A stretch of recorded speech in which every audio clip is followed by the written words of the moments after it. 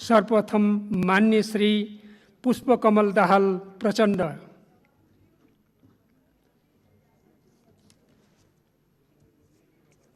मान्य सरिता गिरी, के छ तपाईको संक्षिप्तमा राख्नु त।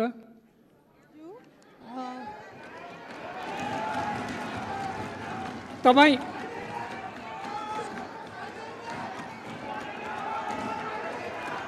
तपाईँ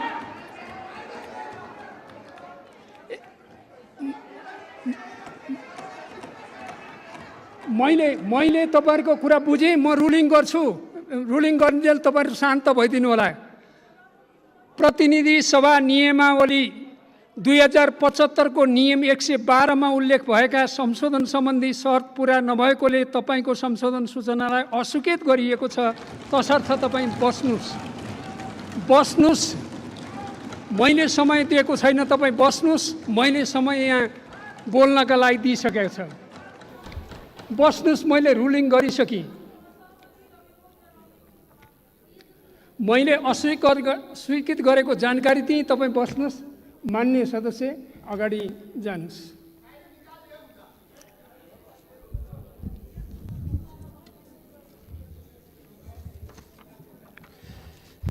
सम्मान्य सभामुख महोदय,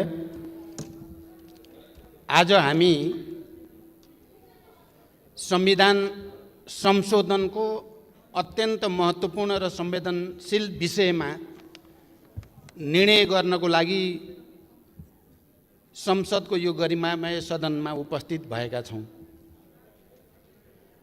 केही वर्षदेखि मुख्यतः नेपालमा शान्ति र परिवर्तनको एउटा नयाँ युगलाई जन्म दिने प्रक्रियामा नेपाली जनताले, नेपालका राजनीतिक दलहरू र नेताहरूले एउटा नयाँ संस्कृति र परम्पराको विकास गरेका छन्।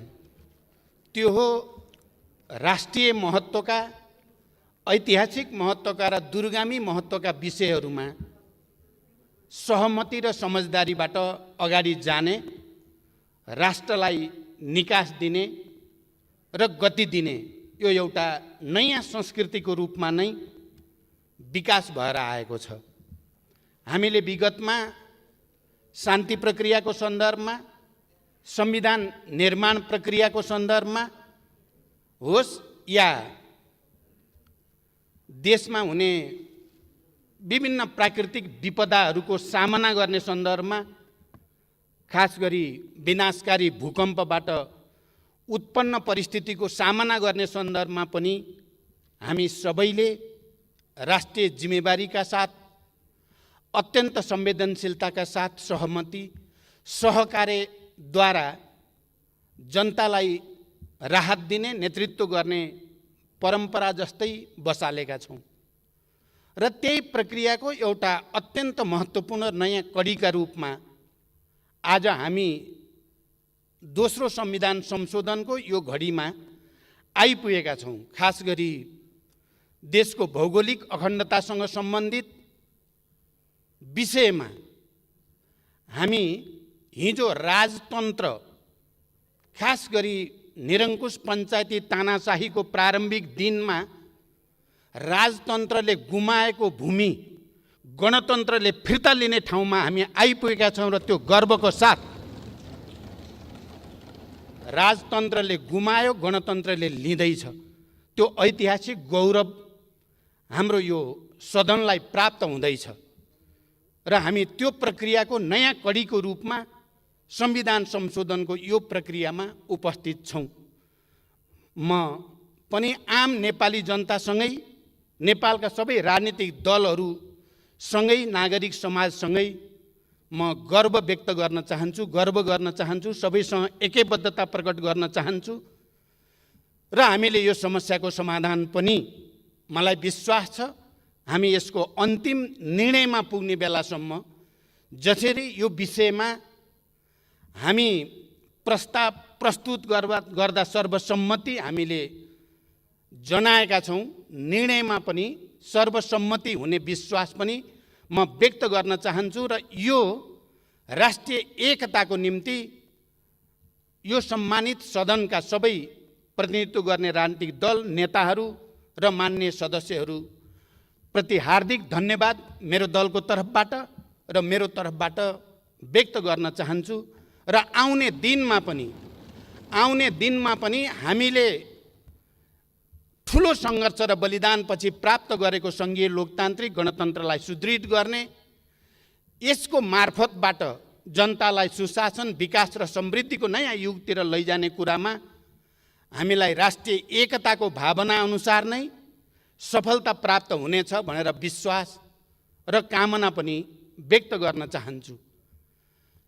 मैले अहिले यो विषयमा धेरै लामो कुरा गर्नुभन्दा पनि म के भन्न चाहन्छु भने नेपालको राजनीतिक परिवर्तनको ऐतिहासिक प्रक्रियामा हामीले दुईटा मूलभूत चुनौतीहरूको सामना गर्नु थियो।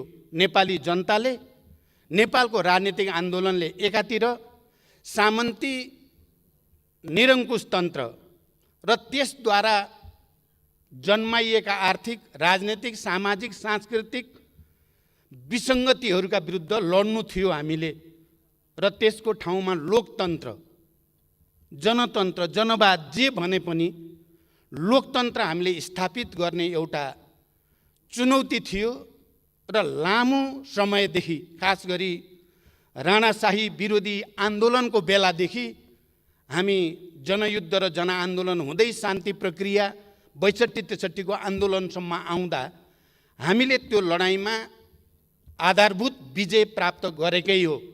नेपाली जनताले त्यो लडाइँमा विजय प्राप्त गर्यो र नेपाल गणतन्त्रको नयाँ युगमा, लोकतन्त्रको नयाँ युगमा, सङ्घीयता समावेशिताको नयाँ युगमा पदार्पण गर्यो।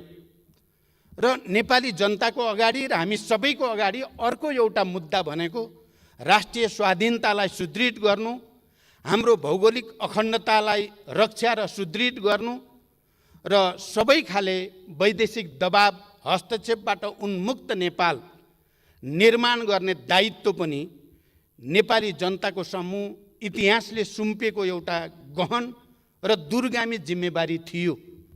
मलाई लाग्छ आज हामी जे निर्णय गर्न जाँदैछौँ त्यही दोस्रो ऐतिहासिक मुद्दालाई फैसला गर्ने, दोस्रो ऐतिहासिक चुनौतीको सामना गर्ने र नेपालको राष्ट्रिय स्वाधीनतालाई सुदृढ गर्ने, भौगोलिक अखण्डतालाई सुदृढ गर्ने एउटा महान अभियानकै क्रममा हामी यहाँ आइपुगेका छौँ। यहाँ अस्ति सम्माननीय प्रधानमन्त्रीले रोस्टमबाट बोल्दै गर्दा यो विषय कुनै पार्टी विशेषको मात्रै विषय होइन, कुनै नेता विशेषको मात्रै विषय होइन, यहाँ सदनमा भएका सबै राजनीतिक दलहरूको विषय हो र त्यतिको मात्रै पनि होइन, यो आम नेपाली जनताको पनि विषय हो। त्यसकारण यसमा कसैले जस लिने या अपजस दिने भन्दा पनि यो ऐतिहासिक महाअभियानलाई सफल पार्ने लामो समयदेखि नेपाली जनताले गर्दै आएको प्रयत्नको केन्द्रीकृत अभिव्यक्तिको रूपमा, किनकि लामो समयदेखि यो सङ्घर्ष, बहस चल्दै आएको थियो र त्यो बहसको एउटा केन्द्रीकरणको रूपमा अहिले यहाँ आइपुग्दा हामी देशको गुमेको भूभाग फिर्ता लिने प्रक्रियाको एउटा नयाँ चरणमा हामी आइपुगेका हौँ। आज यो विषयलाई, यति संवेदनशील, गम्भीर राष्ट्रिय विषयलाई सहमति बनाउँदै, किनकि बीचबीचमा हामी सबैलाई थाहा छ सर्वदलीय बैठकहरू बस्दै, सहमतिको निम्ति प्रयासहरू गर्दै र यो विषयको गाम्भीर्यता र जिम्मेवारी र संवेदनशीलता अनुसार नै राष्ट्रिय समझदारी बनाउँदै अहिले सरकारले यसलाई संविधान संशोधनद्वारा हाम्रो नक्सा जसरी संविधानमा लोगोको रूपमा, प्रतीकको रूपमा इङ्गित छ, त्यसलाई सच्याउने पहल कदमी जो गर्यो त्यसको लागि म सम्माननीय प्रधानमन्त्री नेपाल सरकारलाई विशेष धन्यवाद भन्न चाहन्छु र यसमा साथ दिने सबै राजनीतिक दलहरू, नागरिक समाज, र आम नेपाली जनतालाई पनि म हृदयदेखि आभार प्रकट गर्न चाहन्छु, बधाई भन्न चाहन्छु र धन्यवाद भन्न चाहन्छु। किनकि यो हामी सबैको सामूहिक विवेकको प्रतिफल हो। यो कुनै व्यक्ति विशेषको मात्रै मुद्दा पनि होइन, व्यक्ति विशेषले मात्रै गरेर हुने कुरा पनि होइन। मैले केही समय पहिले मात्रै यो विषय, खास गरी नेपालको नक्सासँग सम्बन्धित विषय सदनमा सरकारले दर्ता गरिसकेपछि, संशोधन प्रस्ताव दर्ता गरिसकेपछि मैले प्रधानमन्त्रीजीलाई विशेष सुझाव दिन आवश्यक ठाने र म बालुवाटार गएको थिएँ। म प्रधानमन्त्रीलाई यही भन्न कि यो विषय धेरै गम्भीर छ, संवेदनशील पनि छ, राष्ट्रिय महत्त्वको छ, दूरगामी छ। त्यसकारण देशका सबै राष्ट्रिय राजनीतिक दलहरूको बिचमा गम्भीर अन्तर्क्रिया, संवाद, छलफल जरुरी छ र एउटा राष्ट्रिय सहमति बनाएर मात्रै यस्ता मुद्दाहरूलाई एउटा टुङ्गोमा पुर्याउन उचित हुन्छ भन्ने सुझाव दिन म गएको थिएँ। प्रधानमन्त्रीजी पनि सर्वदलीय बैठक बसाउने निर्णयमा मनमनमा पुग्नु भएको रहेछ र मलाई भन्नुभयो सर्वदलीय बैठक बस्नु पर्यो, तपाईँसँग सल्लाह गर्न खोजेको भन्नुभयो। यो त बडो टेलिप्याथी भए जस्तो भयो। म त्यही सुझाव तपाईँलाई राख्न आएको। तपाईँले पनि सर्वदलीय बैठक भन्नुभयो, यो त बडो गजबको चाहिँ कोइन्सिडेन्स जस्तो, संयोग जस्तो पनि भयो भनेर मैले भने। र त्यो सर्वदलीय बैठकमा मैले एउटा कुरा के भनेको थिएँ भने राष्ट्रिय स्वाधीनताको सुदृढीकरणका सम्बन्धमा, भौगोलिक अखण्डताको रक्षाका सन्दर्भमा नेपालले खास गरी 2046 सालको ऐतिहासिक जनआन्दोलनपछि पञ्चायती तानाशाहीका विरुद्ध लामो सङ्घर्ष, झन्डै 30 वर्ष लामो सशस्त्र शान्तिपूर्ण धेरै खाले सङ्घर्ष र बलिदानपछि जुन परिवर्तन आयो र परिवर्तनपछि जति सरकारहरू बने ती सबै सरकारले भारतसँग वार्ता संवाद गर्दा प्राय सबैले हिजोका असमान सन्धि सम्झौताको पुनरावलोकन, परिवर्तनका बारेमा कुरा उठाउने गरेको र 62-63 को आन्दोलनपछि जति पनि प्रधानमन्त्रीहरू बनियो, हामी सबैले, एउटा मात्र होइन सबैले नै जुनसुकै राजनीतिक दलको तर्फबाट प्रधानमन्त्री भए पनि ती सबै प्रधानमन्त्रीहरूले नेपालको भूगोलको सम्बन्धमा, नेपालको सिमानाको सम्बन्धमा बडो गम्भीर ढङ्गले प्रश्नहरू उठाएको र संयुक्त वक्तव्यमा या समझदारीहरूमा भारत सरकारसँग ती विषयहरू उल्लेख हुने गरेको इतिहास बडो प्रष्टसँग देखिएको छ।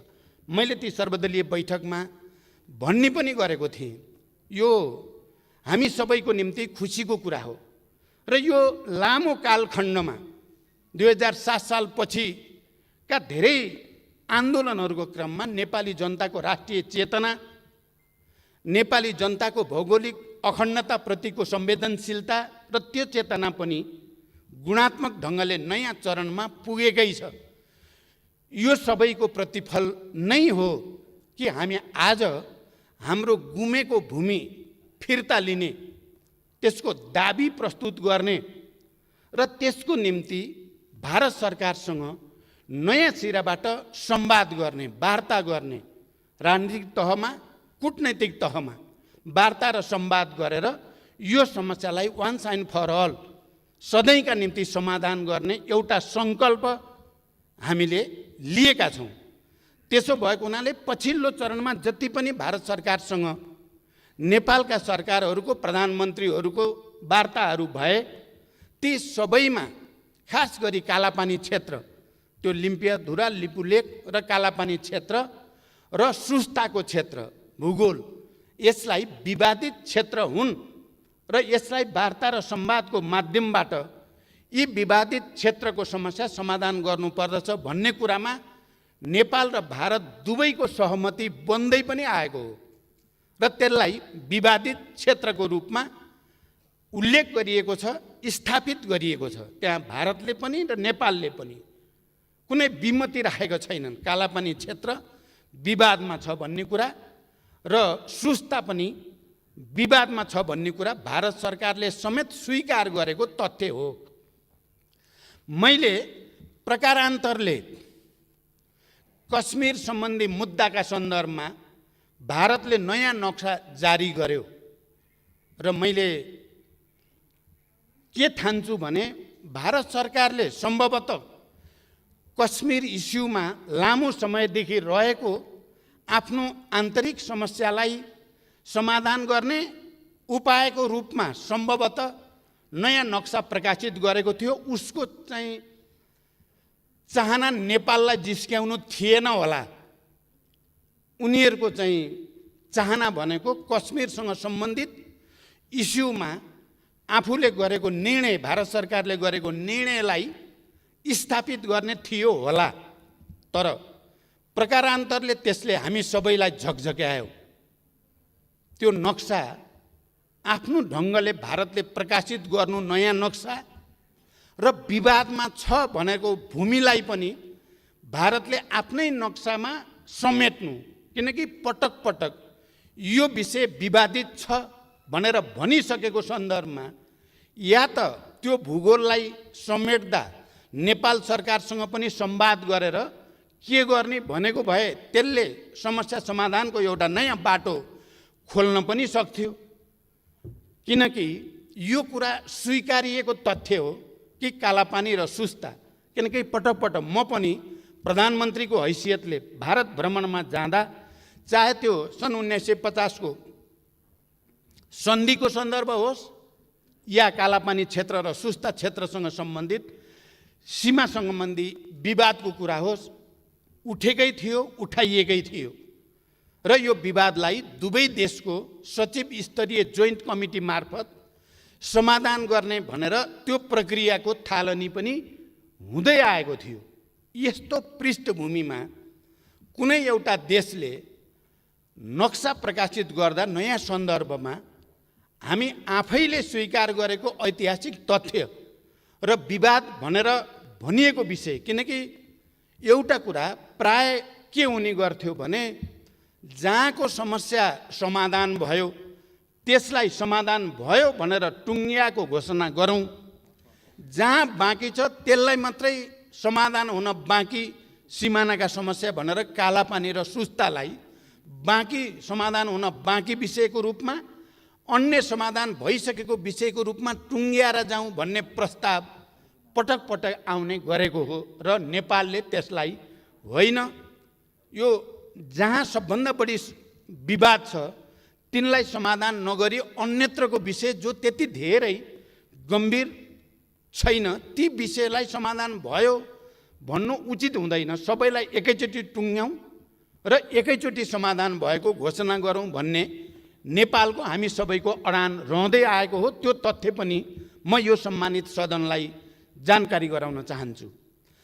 जे भए पनि भारतले त्यो नक्सा प्रकाशित गरिसकेपछि हामीहरूको अगाडि एउटा सवाल त खडा भयो, नेपालले पनि नक्सा प्रकाशित गर्ने या नगर्ने। सौभाग्यवश भनौँ या संयोगवश भनौँ, त्यति नै बेला हाम्रो दल, हाम्रो पार्टी नेपाल कम्युनिस्ट पार्टीमा एउटा सचिवालयको बैठकमा मलाई अध्यक्ष पनि अलि कार्यकारी भूमिका बढाउने भनेर भनिएको सन्दर्भ थियो र मैले स्थायी समितिको बैठकको नेतृत्व मङ्सिरको अन्त्य र पुसको पहिलो हप्तामा गरेको थिएँ। त्यो बैठकबाट र त्यसपछि माघमा दोस्रो बैठक केन्द्रीय समितिकै बैठक गरिएको थियो। त्यो बैठकबाट हामीले पार्टीको तर्फबाट हाम्रो नक्सा पनि प्रकाशित गरिनु पर्दछ।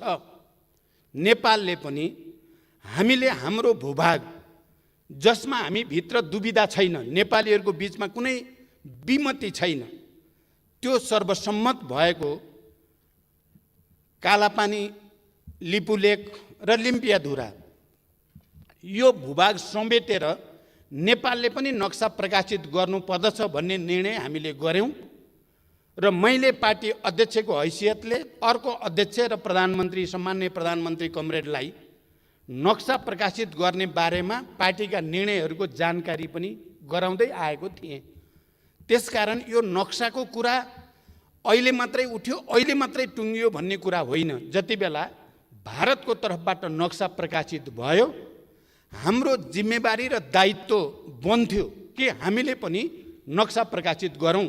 हाम्रो ऐतिहासिक भूभाग समेटिएको सुगौली सन्धिद्वारा निर्धारित सिमानालाई समेटेर हामीले नक्सा प्रकाशित गर्ने कुरामा लागिराखेका थियौँ। अहिले प्रधानमन्त्रीजीले भनिराख्नु भएको छ, हामी त्यति बेलादेखि नै यो प्रक्रियाको तयारीमा चाहिँ लागेका थियौँ।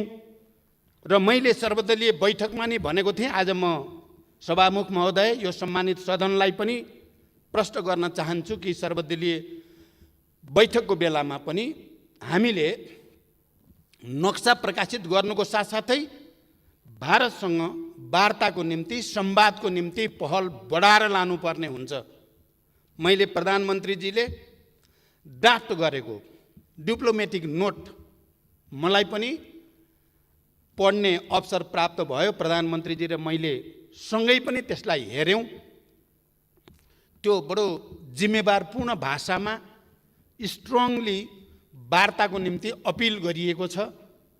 र त्यो वार्ता प्रधानमन्त्री लेभलमा त राजनैतिक खालको वार्ता हुन सक्छ, तर हाम्रो जोइन्ट कमिटी लेभलमा चाहिँ फेरि गम्भीर वार्ता गरेर यो समस्या समाधान गर्नुपर्छ भनेरै लेखिएको थियो। र मलाई विश्वास थियो छिटै वार्ता हुन्छ। र नक्सा प्रकाशित गर्नुभन्दा अगाडि नै वार्ता भएर समस्याको समाधान भयो भने त्यो धेरै राम्रो कुरा हो। कहीँ न कहीँ त्यसका विभिन्न विकल्पहरूमाथि छलफल सुरु भयो भने पनि त्यो ऐतिहासिक कुरा नै हुन्छ भन्ने मेरो विश्वास पनि थियो। तर वार्ताको प्रक्रिया चाहिँ अगाडि बढ्न सकेन। मैले पटक पटक पठाइएका चिठीहरूको बारेमा पनि सरकारबाट जानकारी पाइरहेकै थिएँ, तर वार्ताको प्रक्रिया सुरु हुन सकेन। र बरु उल्टै भारतको एकजना जिम्मेवार नेता र सरकारका जिम्मेवार मन्त्रीबाट त्यही विवादित भनिएको भूमिबाट जाने गरी बाटो निर्माणको उद्घाटन भयो। त्यो उद्घाटन पनि लकडाउनको बेलामा। त्यो वार्ताको बारेमा नेपालले प्रस्ताव अगाडि बढाइराखेकै थियो। त्यसको बारेमा सकारात्मक पहल र त्यसको निम्ति तत्परता प्रदर्शन गर्नुको सट्टा झन् उल्टै त्यही भूमि छिरेर मानसरोवरसम्म जाने बाटोको उद्घाटन गरिदिँदा हामी सबैलाई अझ बढी उद्वेलित, अझ बढी तरङ्गित र आम नेपालीहरूको राष्ट्रिय भावनालाई त्यसले अलिअलि चुनौती दिए जस्तो पनि, अलिकति उद्वेलित बनाए जस्तो पनि हामी सबैलाई महसुस भयो नै। त्यसकारण मैले सर्वदलीय बैठकमा पनि भनेको थिएँ र आज म यो सम्मानित सदनलाई पनि भन्न चाहन्छु, प्रकारान्तरले त्यो नक्सा प्रकाशित गरेर र त्यो बाटो उद्घाटन गरेर भारतले हामी नेपालीहरूलाई एकताबद्ध हुन, आफ्नो गुमेको जमिन फिर्ता लिनको लागि अगाडि बढ्न नकारात्मक रूपले जो चुनौती दियो, म त्यसको लागि ती मन्त्रीहरू भारतका र ती नेताहरूलाई धन्यवाद पनि भन्न चाहन्छु। इतिहासको जिम्मेवारी पुरा गर्नको लागि हामीलाई घचघच्याउनु भयो तपाईँहरूले। तपाईँहरूले त्यसो नगरेको भए हामी त अलि अर्कै तरिकाले समस्या समाधान गर्न चाहेका थियौँ। वार्ता संवादकै बाटोबाट नै यो समस्याको समाधान होस् भन्ने चाहेका थियौँ। तर आज हामी संविधान संशोधनको यो घडीसम्म आइपुगेका छौँ। यसको के अर्थ होइन भने र हुन हुँदैन भने हामी फेरि भारतसँग कुनै खालको दुश्मनी चाहेका छौँ त भन्दा बिल्कुल छैनौँ। हामी भारतसँग फेरि पनि यो समस्याको शान्तिपूर्ण कूटनैतिक र राजनीतिक संवादको माध्यमबाट समस्याको समाधान चाहन्छौँ। मलाई लाग्छ नेपाल सरकारले पनि र हामी कसैले पनि यो मुद्दालाई अनावश्यक प्रोभोकेसन गरेर समाधान नहुने दिशातिर लैजान चाहेका छैनौँ। बरु यसलाई एकपटक र सधैँका निम्ति समाधान गर्ने उपायको हामी खोजीमा छौँ। हामी राजनीतिक नेतृत्वमा भएका पार्टीका नेताहरू सबै गम्भीर छौँ। यो परिस्थिति नआइदिएको भए हुन्थ्यो। यो परिस्थिति आउनुभन्दा अगाडि नै वार्ता र संवादबाट समस्याको समाधान गर्न सक्नु पाएको भए हुन्थ्यो। हाम्रो तर्फबाट हामीले प्रयास नगरेको होइन। हाम्रो तर्फबाट हामीले अधिकतम प्रयास अन्तिम समयसम्म पनि गरेकै छौँ। आज संविधान संशोधन मार्फत हामीले संविधानमा यो लोगोलाई अहिले नयाँ नक्सा अनुसार अपग्रेड गरे पनि संशोधन गरे पनि हामी भारत सरकारसँग फेरि पनि विनम्रतापूर्वक आग्रह गर्न चाहन्छौँ। हामी मित्रता चाहेका छौँ। हामी असल छिमेकीको एउटा नयाँ सम्बन्धको युगतिर लान चाहेका छौँ। हामी विकास र समृद्धिको नयाँ युगतिर नेपाललाई लान चाहेका छौँ र यसमा भारतको मैत्री र सहयोग अपरिहार्य छ। त्यसकारण म के भन्न चाहन्छु भने आज यो सम्मानित सदनबाट यो निर्णय सर्वसम्मत रूपबाट हुनु भनेको भारतसँग दूरी बढाउनु चाहिँ होइन, बरु भारतलाई यो समस्या समाधानको निम्ति अझ बढी घचघच्याउनु, उहाँहरूलाई अझ बढी प्रेरित गर्नु, उहाँहरू यो समस्याको सत्य तथ्यका आधारमा, ऐतिहासिक तथ्य तथ्याङ्क दस्तावेजका आधारमा समस्याको सदाका लागि समाधान गरेर एउटा असल मैत्रीको एउटा नयाँ चरणतिर लैजानको लागि एउटा वातावरण बनोस् भन्ने हाम्रो चाहना छ। म नेकपाको तर्फबाट यो कुरो बडो प्रष्ट भाषामा भन्न चाहन्छु। हामी हाम्रा छिमेकीहरूसँग, भारतसँग, चीनसँग एउटा सुमधुर मैत्री सम्बन्ध, सन्तुलित र हाम्रो स्वतन्त्र असंलग्न परराष्ट्र नीति अनुसारको एउटा नयाँ सम्बन्ध विकास गरेर हामी नेपाली जनताको समृद्धि र विकासको आकाङ्क्षालाई सम्बोधन गर्न चाहेका छौँ।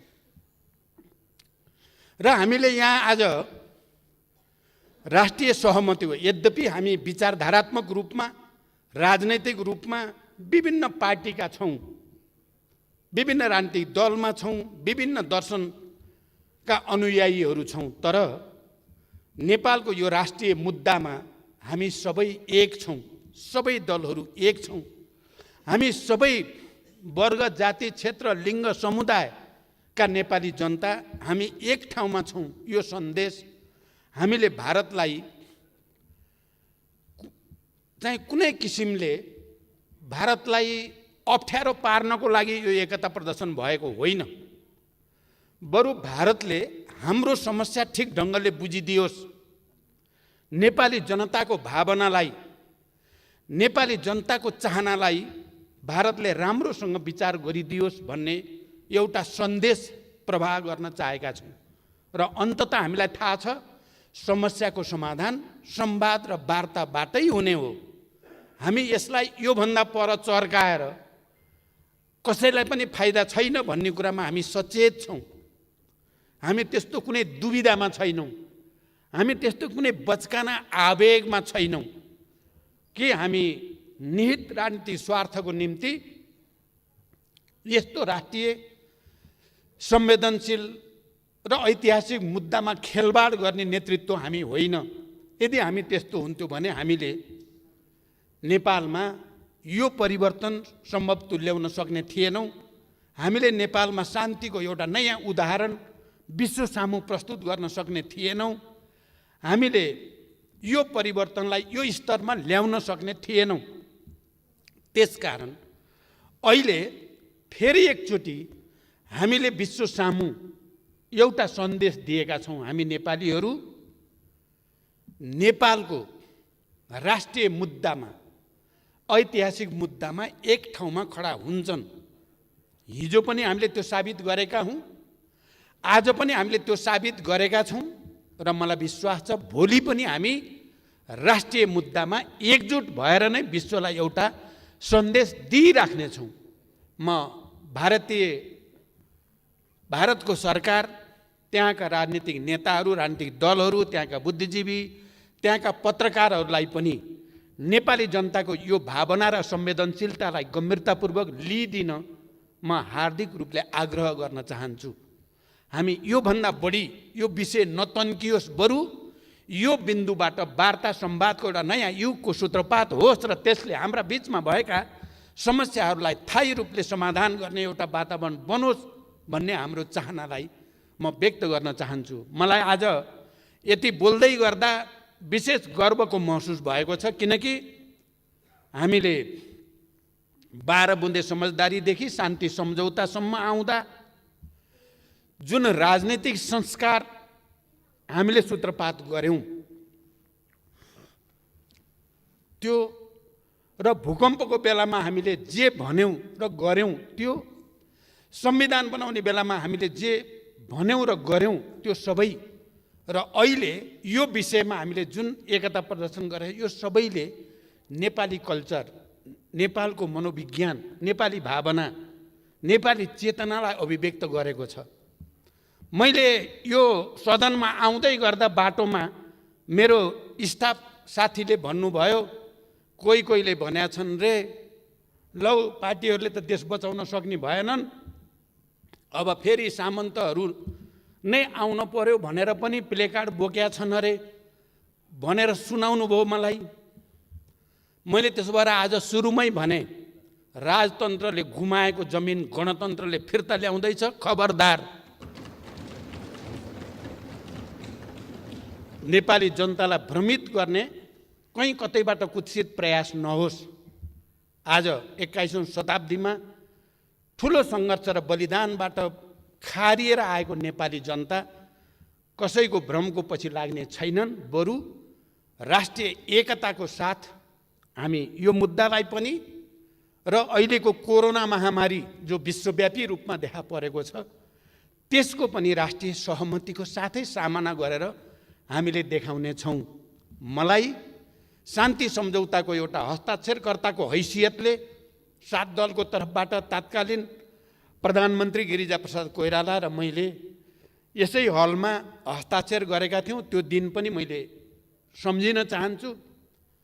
र सुशील कोइराला प्रधानमन्त्री हुँदा मैले अपोजिसन लिडरको हैसियतमा यसै रोस्टमबाट उठेर म अब अपोजिसनको भूमिकामा रहन्न, तपाईँ अगाडि बढ्नुहोस्, यो भूकम्पको त्रासदीबाट नेपाली जनतालाई राहत दिन हामी एक छौं, एक हुनेछौं भनेर मैले यहीँबाट अपिल गरेको थिएँ। आज यो राष्ट्रिय मुद्दामा पनि म त्यही एकताको निम्ति सबैसँग अपिल गर्न चाहन्छु। धमिलो पानीमा माछा मार्ने हामी कसैले पनि प्रयास नगरौँ, राष्ट्रिय मुद्दामा राष्ट्रिय गम्भीरता प्रदर्शन गरौँ भन्न चाहन्छु।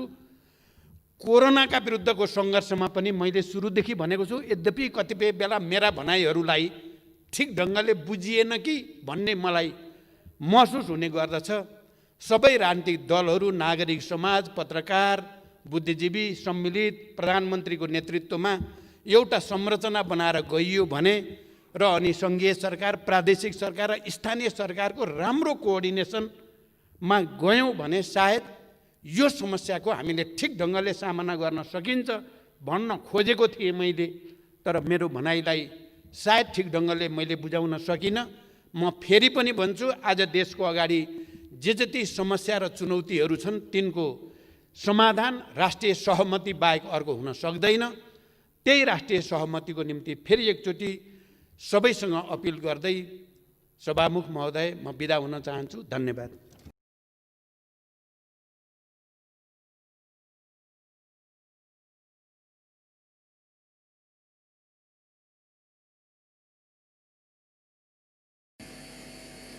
आज आषाढ 14,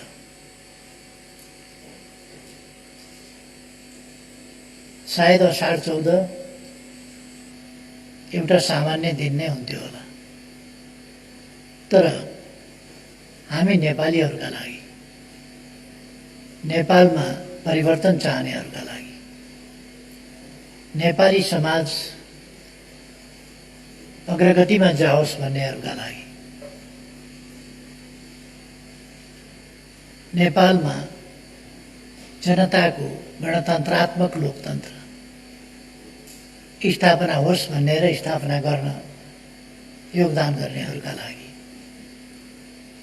र यसलाई चिरस्थायी बनाएर अगाडि लिएर जान प्रतिबद्ध हुने नयाँ पुस्ताका लागि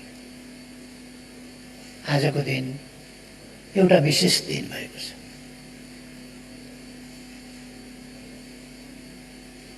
जननेता मदन भण्डारीको 69औं जन्मदिन।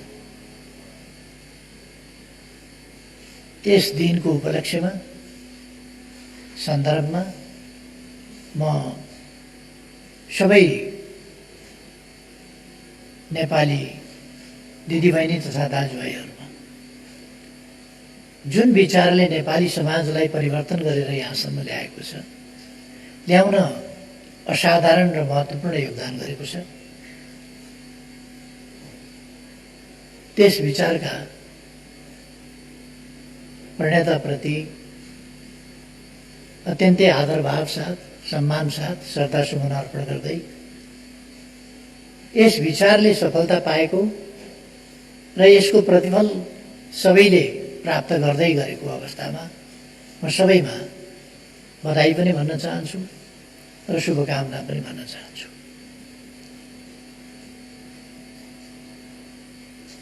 जननेता मदन भण्डारीको सन्दर्भमा बोल्न थुप्रै विषयहरू छन्। उहाँका योगदानका थुप्रै पाटाहरू छन्, धेरै ठुलो योगदान छ। उहाँका प्रतिभाका थुप्रै आयामहरू छन् र ती योगदानहरूको सन्दर्भमा त्यसको असर कहाँ कहाँ छ, हिजो के असर पर्यो, आज के असर परिरहेको छ र भोलि के असर पर्नेछ, यस सन्दर्भमा पनि धेरै संक्षिप्तमा चर्चा गर्नु सम्भव हुँदैन। त्यसैगरी उहाँको व्यक्तित्व एउटा सफल र चमत्कारिक व्यक्तित्व र त्यो व्यक्तित्वका विभिन्न सफल र चमत्कारिक त्यस्तै आयामहरू, पक्षहरू, पाटाहरू, जुन हरेक आयामले उहाँका विचारलाई बल दिन, उहाँका विचारलाई फैलाउन, लोकप्रिय बनाउन र सफल बनाउन योगदान गरेको छ। असाधारण योगदान।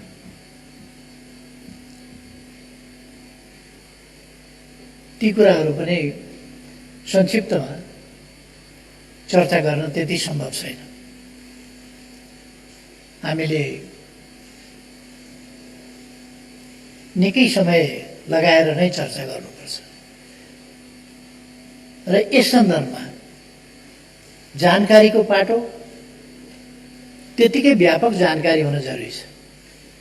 अर्को विश्लेषणको पाटो त्यतिकै सावधानी साथ, सतर्कताका साथ सही विश्लेषण हुन पनि जरुरी छ।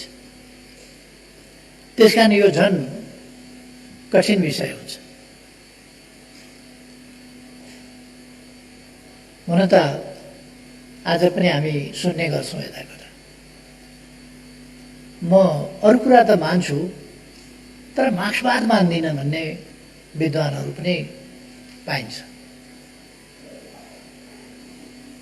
दुईटा कारण छ। एउटा, मार्क्सवाद के हो बुझेका छैन, नबुझिकन के मान्नु, मान्दिनँ भन्ने सजिलो भयो, बुझेका छैनन्, मान्दैन। अर्को एउटा लहैको वैचारिक पूर्वाग्रह छ, त्यसकारण मान्दैन। मान्यो भने आफ्नो पनि कल्याण हुन्थ्यो, समाजको पनि कल्याण हुन्थ्यो, तर मान्दैन। किनभने त्यहाँ एउटा वैचारिक आग्रह छ। जब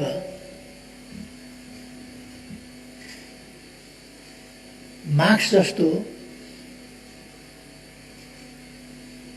यस सहस्राब्दीको सबभन्दा ठुलो चिन्तक भनेर ग्लोबल सर्वेले पटक पटक आकलन गरेको छ, त्यसको समीक्षा गरेको छ र निष्कर्षहरू निकालेको छ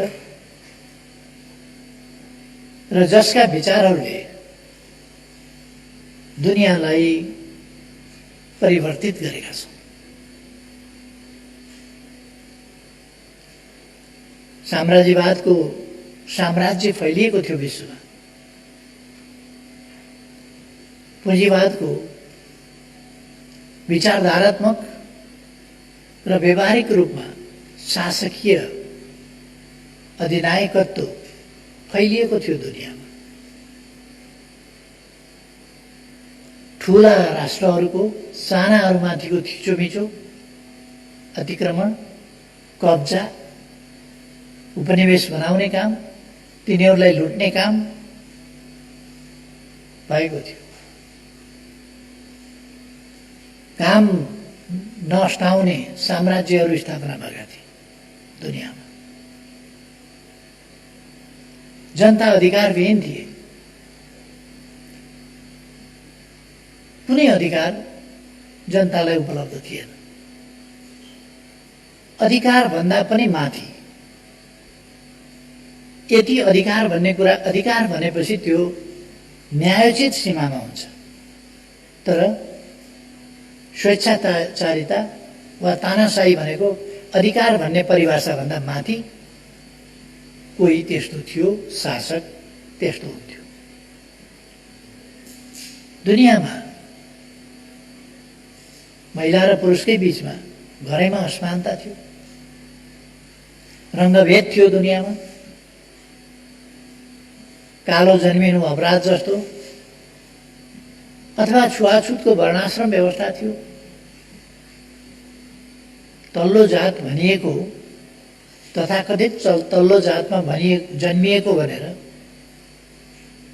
अछुत भनेर अपमानित गरिने यस्ता व्यवस्थाहरू थिए। यी सबै कुरा आज ध्वस्त भएर जाँदैछन्, गएका छन् र समाज समृद्धितर्फ अगाडि बढ्दैछ, आधुनिकतातर्फ अगाडि बढ्दैछ, समानतातर्फ अगाडि बढ्दैछ र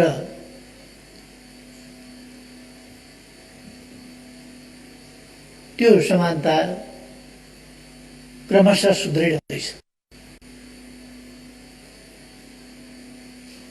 आज कसैले लुकेर असमान व्यवहार गर्छ वा कुना काप्चातिर असमान व्यवहार गर्छ, कहीँ थिचोमिचो गर्छ, त्यो बेग्लै कुरा हो। तर अझै पनि होला कुनै कुनै देशमा संवैधानिक र कानुनी हिसाबले समेत असमान व्यवहारलाई सुरक्षित, सम्मानित, संरक्षित गरिएको होला र त्यसलाई अभ्यासमा ल्याइराखिएको होला। तर आम रूपमा आज विश्वको ट्रेन्ड उपनिवेशवाद समाप्त भयो, साम्राज्यवाद फिर्ता गयो, आफ्नै देशमा गएर खुम्च्यो। भेदभाव, थिचोमिचो, अन्याय र शोषण अनुचित हो भन्ने कुरा स्थापित भयो। कसका विचारले, कसले गर्दा? मार्क्सवाद मान्दिनँ भन्दा भन्दै पनि त्यही कुरा अभ्यास गर्न, मार्क्सवादको विरोध गर्दा गर्दै पनि त्यही कुरा अभ्यास गर्न विवश छ मान्छे। मार्क्सवादसँग असहमत बुद्धिजीवी पनि के बुझेको छ मार्क्सवाद? उसले मानव जातिभित्र रहेका असमानता, भेदभाव, थिचोमिचो, अन्याय, अत्याचार अन्त्य हुनुपर्दछ,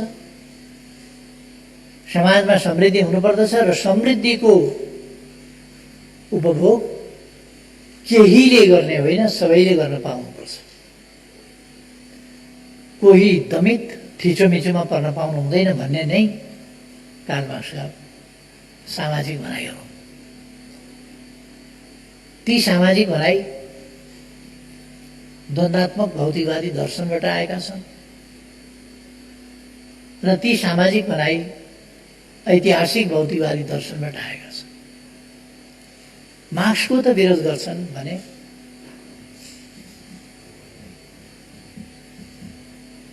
अरूको विरोध धेरै अनौठो कुरा होइन। तर पनि जननेता मदन भण्डारीका विचारहरूको विरोध गर्न पनि त्यस्तै सजिलो छैन। जननेता मदन भण्डारीका विचारहरूको सैद्धान्तिक वैचारिक पूर्वाग्रहको कारणले पूर्वाग्रही दृष्टिबाट विरोधका लागि विरोध गर्न सक्छ कसैले। तर उहाँले अगाडि सार्नुभएका मान्यताहरूको विरोध त्यो सहज छैन। यसै कारण उहाँका विचारले एउटा स्थापित मिडिया हाउसबाट कतैबाट एउटा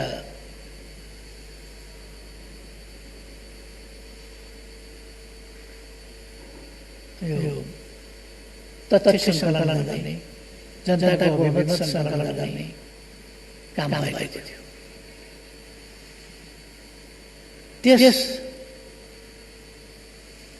परिणाम के दियो भन्दा मदन भण्डारी 20औं शताब्दीमा नेपालको राजनीतिलाई सर्वाधिक प्रभावित गर्ने व्यक्ति अथवा उहाँ शताब्दी नायक।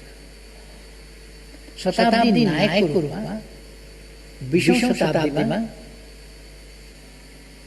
नेपालको राष्ट्रिय राजनीतिलाई नेपाली समाजलाई सबभन्दा बढी प्रभावित गर्न सक्ने र त्यसलाई परिवर्तन गर्न सक्ने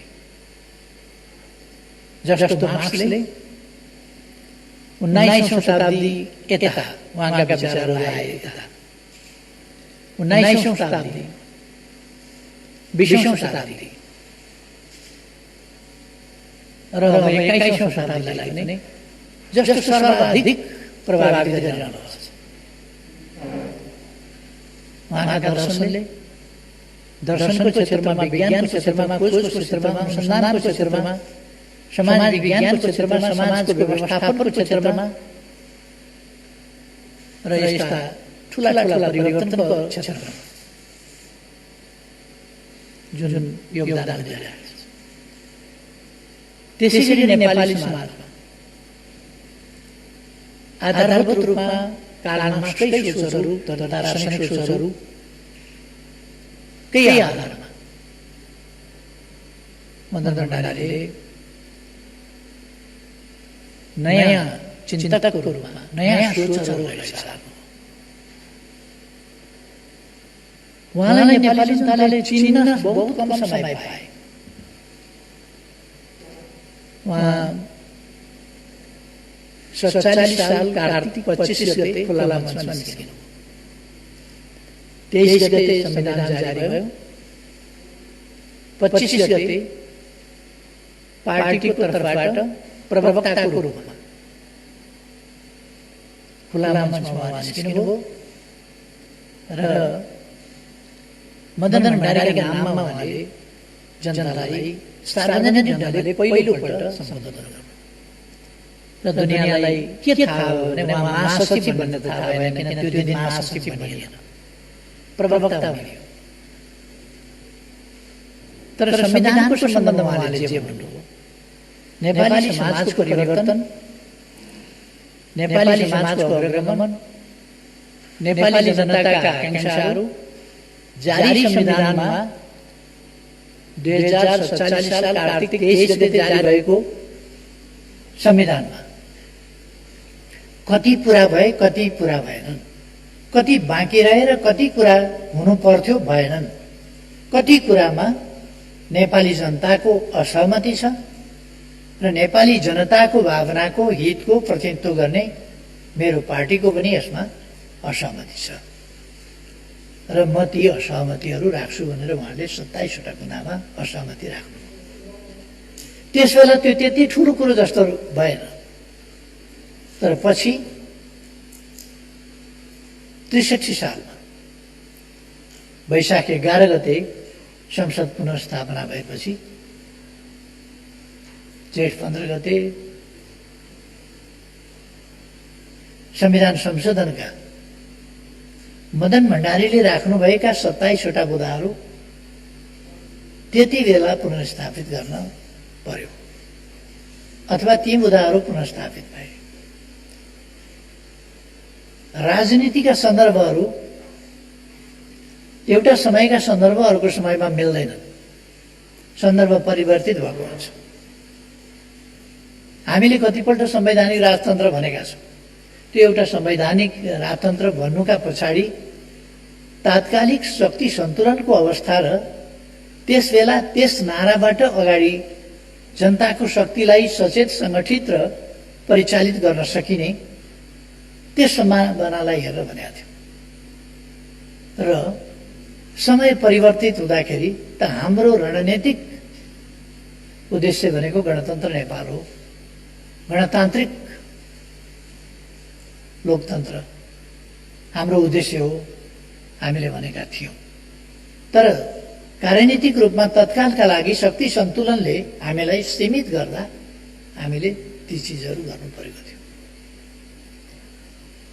मैले थुप्रै ठाउँमा भनेको छु, जाडो छ तर ज्याकेट छैन भने हामीले ज्याकेट किन्न गएर ज्याकेट लगाउन सकिएला, तर ज्याकेट किनेर नलगाएसम्म कमिजबाटै काम चलाउनुपर्छ। जाडो छ, सिरक बनाउनु छ, कम्बल किन्नु छ या सिरक किन्नु छ, नकिनेसम्म च्यादर स्यादर केही छ भने पनि त्यसले ओढेर भए पनि अलिकति जाडो कम गर्नुपर्दछ। म यहाँ मदन भण्डारीका विचारहरूको कुरा गर्दै थिएँ। लोकतन्त्रका सम्बन्धमा मदन भण्डारीका विचारहरूको सशक्तता पाइला पाइलामा देखिन्छ, विचारका अनेक पक्षहरूमा देखिन्छ। मदन भण्डारीले लोकतन्त्र, जनतन्त्र कस्तो हुन्छ भन्दा वास्तविक लोकतन्त्रमा राजतन्त्र हुँदैन, वास्तविक जनतन्त्र लोकतन्त्रमा राजतन्त्र हुँदैन, गणतन्त्र हुन्छ। जन्मसिद्ध श्रेष्ठताको सिद्धान्त भनेको वैज्ञानिक कुनै आधार नभएको, तथ्य नभएको, तार्किकता पनि नभएको, केही पनि नभएको कि अज्ञानीहरूले मान्ने कि स्वार्थी तत्त्वहरूले मान्ने कुरा हो। त्यसबाट लाभ लिने उद्देश्यले राजतन्त्र चाहिन्छ भनेर विभिन्न कुतर्क गर्नु एउटा कुरा हो। नत्र जन्मसिद्ध श्रेष्ठताको जन्मिँदै शासक हुनुपर्छ भन्ने मान्यता भनेको पहिलो त मूर्खताबाट सुरु हुन्छ। जन्मसिद्ध श्रेष्ठताको सिद्धान्त भनेको कुनै पनि हालतमा लोकतान्त्रिक सिद्धान्त होइन र हुन सक्दैन। यो कुरालाई संयुक्त राष्ट्रसङ्घले पनि मान्दैन, संयुक्त राष्ट्रसङ्घको बडापत्रले पनि मान्दैन जन्मसिद्ध श्रेष्ठताको कुरो। तर हरेक देशका जनताको आफ्नो देशको शासन प्रणालीको निर्णय गर्ने आफैमा अधिकार हुन्छ। त्यसकारण संयुक्त राष्ट्रसङ्घले राष्ट्र प्रमुखको हिसाबमा राजा जाँदा स्वीकार्दैन त भन्दा स्वीकार्छ, किनभने अझ माथि राखेर स्वीकार्छ। त्यो एउटा परम्परागत प्रणाली भएको हुनाले। तर सिद्धान्तको हिसाबले मान्छ अथवा वकालत गर्छ, वकालत गर्दैन। संयुक्त राष्ट्रसङ्घको बडापत्रले वकालत गर्दैन। त्यो असमानतामा आधारित, अन्धविश्वासमा आधारित, स्वार्थमा आधारित अथवा संक्षिप्तमा भन्ने हो भने वैज्ञानिक तथ्य र आधारहरू नभएको कुनै तर्क, उचित तर्कले पुष्टि गर्न नसकिने एउटा पाखण्डी सिद्धान्त हो। र त्यो पाखण्डी सिद्धान्त सामन्ती संरचना, सामन्ती युग, सामन्ती प्रणालीले स्थापना गरेको राजतन्त्रात्मक प्रणालीले सुरु गरे हो। यस सम्बन्धमा अहिले होइन, हाम्रो पार्टीको स्थापना काललाई हेर्नुपर्छ। म यहाँ नेकपाको कुरा गर्दैछु, म नेकपाको अध्यक्ष भएको हुनाले अरू विचारहरू, अरू पक्षहरू, अरू पार्टीहरूलाई पनि म सम्मान गर्छु, तर अरू पार्टीहरूका गलत विचार र गलत प्रवृत्तिहरूलाई भने चुप लाग्न सकिन्छ, तर ताली बजाउन सकिँदैन। चुप लाग्न सकिन्छ, तर फुलमालाले स्वागत गर्न सकिँदैन, किनभने ती गलत विचार छन् भने। नेकपाले सुरुदेखि नै मार्क्सवादी दर्शन र विचारमा आधारित भएको हुनाले यसले सामाजिक न्याय र समानताको पक्ष पोषण गर्यो। सामाजिक न्याय भन्ने बित्तिकै वा समानता भन्ने बित्तिकै राजतन्त्र जस्ता प्रणालीहरू स्वतः ती अस्वीकार्य हुन्छ। जो मान्छेले मानव जातिका बीचको समानता भन्छ, कोही जन्मिँदै शासक हुने, कोही सङ्घर्ष गरेर, योगदान गरेर, क्षमता भएर पनि कुनै जिम्मेवारीमा पुग्न नपाउने, यो दास युगको। कोही मानव हुन नपाउने वस्तु हुनुपर्ने मान्छेले, उही मान्छे ईश्वर गनिने निराधार तर्क हाम्रो पार्टीले सुरुदेखि नै लिँदै आयो। यस सम्बन्धमा मदन भण्डारीले गणतन्त्रको सम्बन्धमा पनि त्यसै गरी स्पष्ट विचारहरू अगाडि सार्नुभएको थियो, संवैधानिक प्रश्नमा पनि सार्नुभएको थियो र कतिपय कुराहरूमा बहकिनु आवश्यक छैन।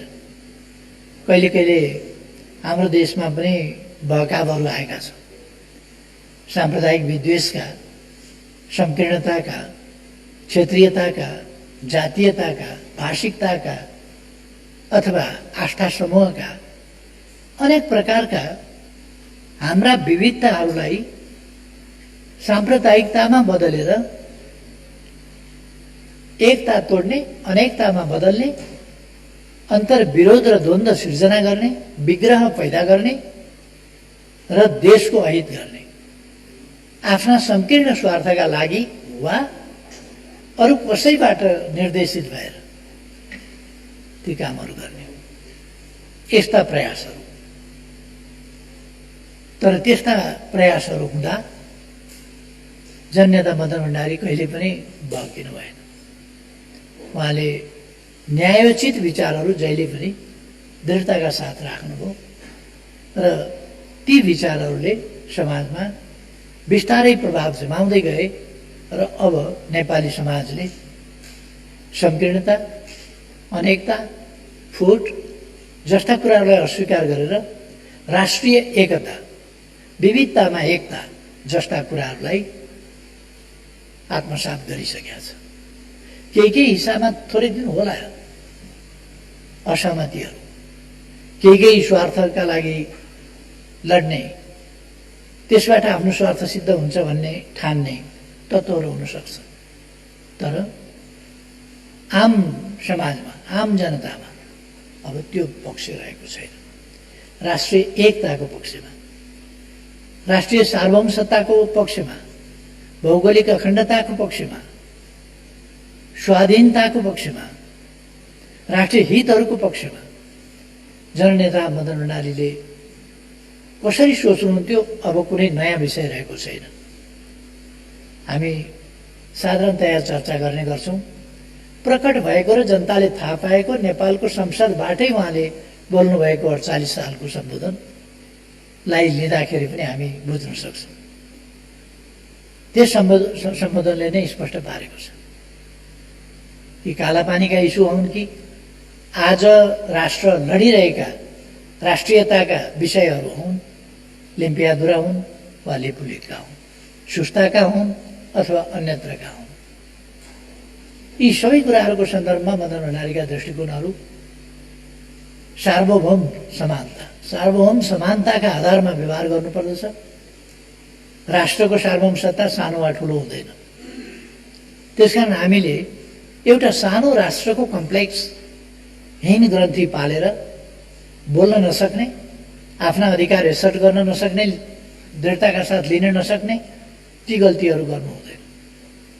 हामीले दुई ठुला शक्तिशाली बलिया देशका बीचको एउटा केही पनि गर्न नसक्ने निरीह तरुल हौँ भनेर बस्ने समय छैन। हामी तरुल होइनौँ। हामी एउटा ठुलो सम्भावना, अत्यन्तै गौरवपूर्ण इतिहास बोकेको विगत र अहिलेको गतिशील वर्तमान र ठुलो सम्भावना, उज्यालो सम्भावना, महान सफलताहरूको सम्भावना बोकेको स्वतन्त्र सार्वभौम सत्ता सम्पन्न राष्ट्र, गौरवपूर्ण राष्ट्र जो कसैको अधीनस्थ भएर बस्न स्वीकारेन। ठुला बलिया देशहरू पनि त्यसरी उपनिवेश हुँदा पनि यस देशले औपनिवेशिकतालाई स्वीकारेन।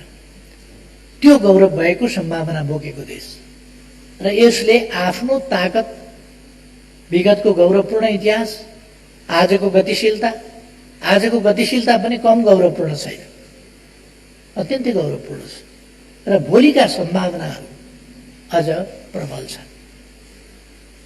होला एकछिनका लागि कोभिड-19ले हामीलाई अप्ठ्यारो पारे होला, अर्थतन्त्र अलिक खस्काइदिएको होला, 8.5% को आर्थिक वृद्धि दरको अपेक्षालाई गम्भीर धक्का दिएर 2.5 तिर झार्दिने खतरा पैदा भएको होला। तर यो अस्थायी घटनाक्रम हो। फेरि हामी यसबाट अगाडि बढ्छौँ। यो एउटा नयाँ घटनाक्रम, हामीले तयारी पनि गर्न नपाएको, हामीले कहिल्यै सामना गर्नु नपरेको यस्तो चिज आइपर्यो, त्यसले विश्वलाई नै आक्रान्त बनायो। तर यसको हामी सामना गर्न सक्छौँ, गर्छौँ र अगाडि बढ्छौँ। एकछिन corona virus, novel corona virus अथवा कोभिड-19 आयो। यसले जनजीवनमा, सामाजिक जीवनमा, शिक्षामा, स्वास्थ्यमा, आर्थिक उत्पादनमा, आर्थिक क्रियाकलापमा अथवा सामाजिक जीवनका विविध पक्षमा अत्यन्तै दुष्प्रभावित गर्यो भने पनि हामी फेरि उठ्न सक्छौँ र सुन्दर नेपाल परिकल्पना पछि मदन भण्डारीका विचार बोकेर सरकारमा पुग्न पाउने बित्तिकै पहिले त मूर्छित भएका सपनाहरू जगाउनु पर्यो, जनतामा खसिएको आत्मविश्वास जगाउनु पर्यो, परिवर्तन जो हामी प्राप्त गरिरहेका छौँ या गर्दै गएका छौँ त्यसप्रति जनताको विश्वास जगाउनु पर्यो। यी कामहरूतिर हामी लाग्यौँ र हामीले समाज परिवर्तनका निम्ति जननेता भण्डारीका विचारहरूलाई अगाडि राखेर उहाँका विचारहरूबाट निर्देशित भएर समाजलाई अगाडि बढाउने काम गर्यौँ। राष्ट्रियताको सवालमा होस्, नाकाबन्दीको हामीले सामना गर्यौँ। नबनाऊ संविधान भन्दा भन्दै हामीले बनायौँ। नाकाबन्दीको हामीले सामना गर्यौँ। दुईटा छिमेकी मध्ये एउटा छिमेकीमा निर्भर गरेर आश्रित भएर हामी भारत बेष्टित भएर खुम्चिएर बसेका थियौँ। हामीले देखिसकेका थियौँ हिमालबाट पनि बाटो बन्न सक्छ, हिमाल क्रस गर्न सकिन्छ, विभिन्न पासहरूबाट हामी हिमाल क्रस गर्न सक्छौँ र दुईटा छिमेकी मध्ये दुईटै बाटो हामी यातायात र परिवहनका सुविधा लिन सक्छौँ र यातायात र परिवहनका क्षेत्रमा हामी एक देशबाट बेष्टित भएर छेकिएर भूपरिवेष्टित मात्रै होइन एक देशबाट बेस्टिक बाहिर बस्नु पर्दैन। हामीले मौका पाउने बित्तिकै चीनसँग ट्रान्सपोर्ट ट्रान्जिट एग्रिमेन्ट गर्यौँ। यो नेपाल राष्ट्रलाई एउटा नयाँ उचाइ पुर्याउने कुरा हो। त्यसै गरी हामीले विभिन्न नाकाहरू गऱ्यौँ। हामीले नक्सा हाम्रो भूभाग सामेल गरेर सच्याएर प्रकाशित गर्यौँ। हामीले त्यसलाई संवैधानिक रूप दियौँ। तपाईँ हामी सबैलाई थाहा छ जस्तो लाग्छ। तपाईँहरूले पनि सुन्नुभएको हुनुपर्छ। हप्ता 15 दिनमा प्रधानमन्त्री परिवर्तन हुँदैछ, गरिँदैछ। भारतका मिडियाहरू सुन्नुभएको होला, भारतका बौद्धिक बहसहरू सुन्नुभएको होला। कसरी भारतको राज्य संयन्त्र अचम्मसँग सक्रिय छ। हामीले के गर्यौँ भन्दा लडाइँमा अलिक हार्यौँ। हाम्रो सीमा अलिक खुल्यो। हामीले 1816 को मार्चमा अन्तिम सम्झौतामा दस्तखत गर्यौँ र त्यसको सीमामा हामी खुम्चिएर बस्यौँ। तपाईँहरूले सुन्नुभएको छ, कतिपय पार्टीका नेताहरू, विभिन्न पार्टीका नेताहरू उताको जनसङ्ख्यासँग हाम्रो पहुँच कस्तो छ। 1962 देखि सेना राखेर उतापट्टि जानै दिएको छैन, उताका जनतासँग सम्पर्कै दिएको छैन, गर्नै दिएको छैन। उताका जनतालाई हामीले के गरिरहेका छौँ, त्यहाँका जनता नागरिकता कस्तो छ, त्यहाँ रासन कार्ड कस्तो छ भन्ने प्रश्न नेपालको नागरिकताधारीहरूले उठाइरहेका छन्। नागरिकता खल्तीमा नेपालीको छ, तर तर्क अर्काका पक्षबाट गइरहेको छ। 1962 देखि सेना राखेर बल्ल गरेपछि कसरी उताका नागरिकहरूसँग हाम्रो सम्पर्क सम्बन्ध हुन्छ। त्यसै सम्पर्क सम्बन्ध टुटाइयो। प्रमाण हेर्दैन उनीहरूले। अब झन् गाह्रो हुन्छ। अब यो नक्सा छापेपछि झन् गाह्रो हुन्छ। गाह्रो के हुन्छ, जमिन गएको थियो, त्यो फिर्ता लिन खोज्दाखेरि गाह्रो भनेको के, हामीलाई झन् गाह्रो पर्छ भने के। 146 वर्षसम्म हामीले उपभोग गरेको जमिन 62 देखि हामीले उपभोग गर्न पाएनौँ। 58 वर्षदेखि खोजिएको छ, त्यो फिर्ता ल्याउन हामीले खोज्यौँ। हाम्रो जमिन फिर्ता ल्याउन खोज्यौँ, अरूको जमिनमा दाबी गरेर होइन, अरूको जमिन अतिक्रमण गरेर होइन, अरूको जमिन हस्तक्षेप गरेको होइन। त्यसैले हामीले कुनै गल्ती गरेका छैनौँ। तर नेपालकै नेताहरू लागेका छन्, बहस चलिरहेको छ। अहिले के बेलालाई हटाइ हुँदैन।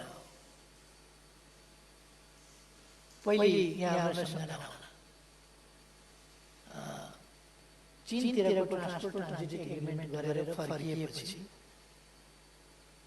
सरकार गएको थियो, किनभने हामीसँग बहुमत थिएन।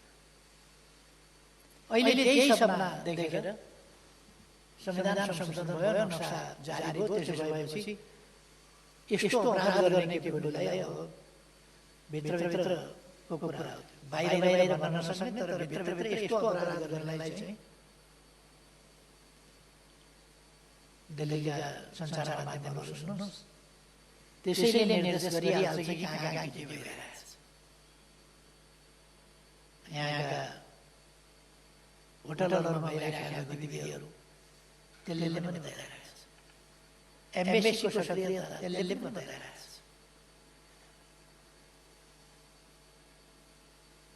तर म तपाईँलाई यति भन्छु, नेपालको राष्ट्रियता यति कमजोर छैन। नक्सा छापे बापत, संविधानमा नक्सा सामेल गरे बापत यस देशको प्रधानमन्त्रीलाई हटाउँछु भन्ने कसैले सपना देखेको छ भने आजको राष्ट्रियता त्यस्तो कमजोर छैन। यो नसोचे पनि हुन्छ।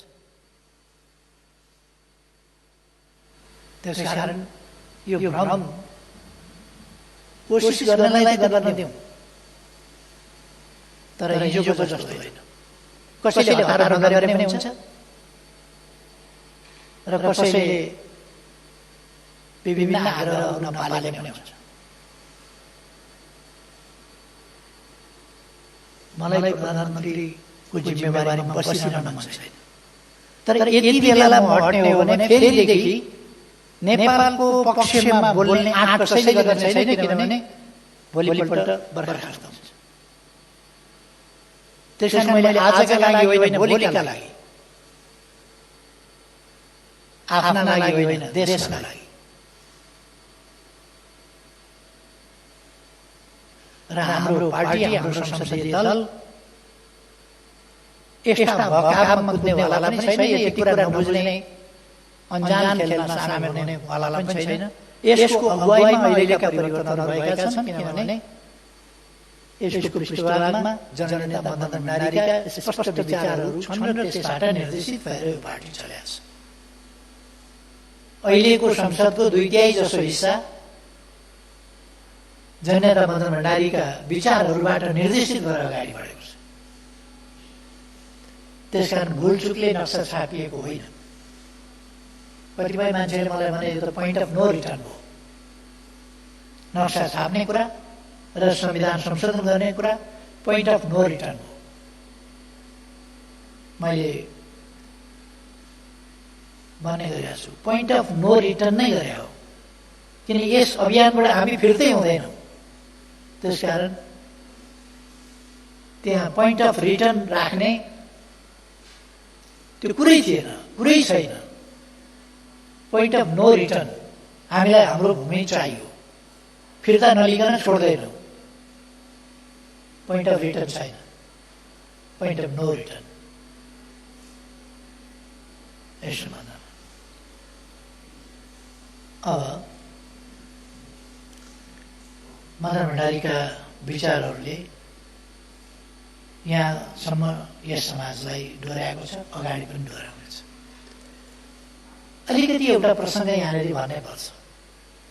मदन भण्डारीका विचार कति बेला सुसङ्गठित भए, कति बेला बढी परिमार्जित भए, कति बेला मदन भण्डारीका विचारहरूले स्पष्ट दिशा लियो र त्यो लिने मौका पायो। त्यो वातावरण कति बेर पायो, जति बेर दुनियाँमा समाजवाद सकियो, मार्क्सवादका दिन गए, मार्क्सवादी दर्शन भनेको केही होइन भन्ने कुरा प्रमाणित भयो, एउटा इतिहासको अन्त्य भयो। इतिहासको अन्त्य मात्र होइन, end of the history, end of the time. यस्ता बदमासहरू in the name of philosophy यस्ता कुराहरू आए।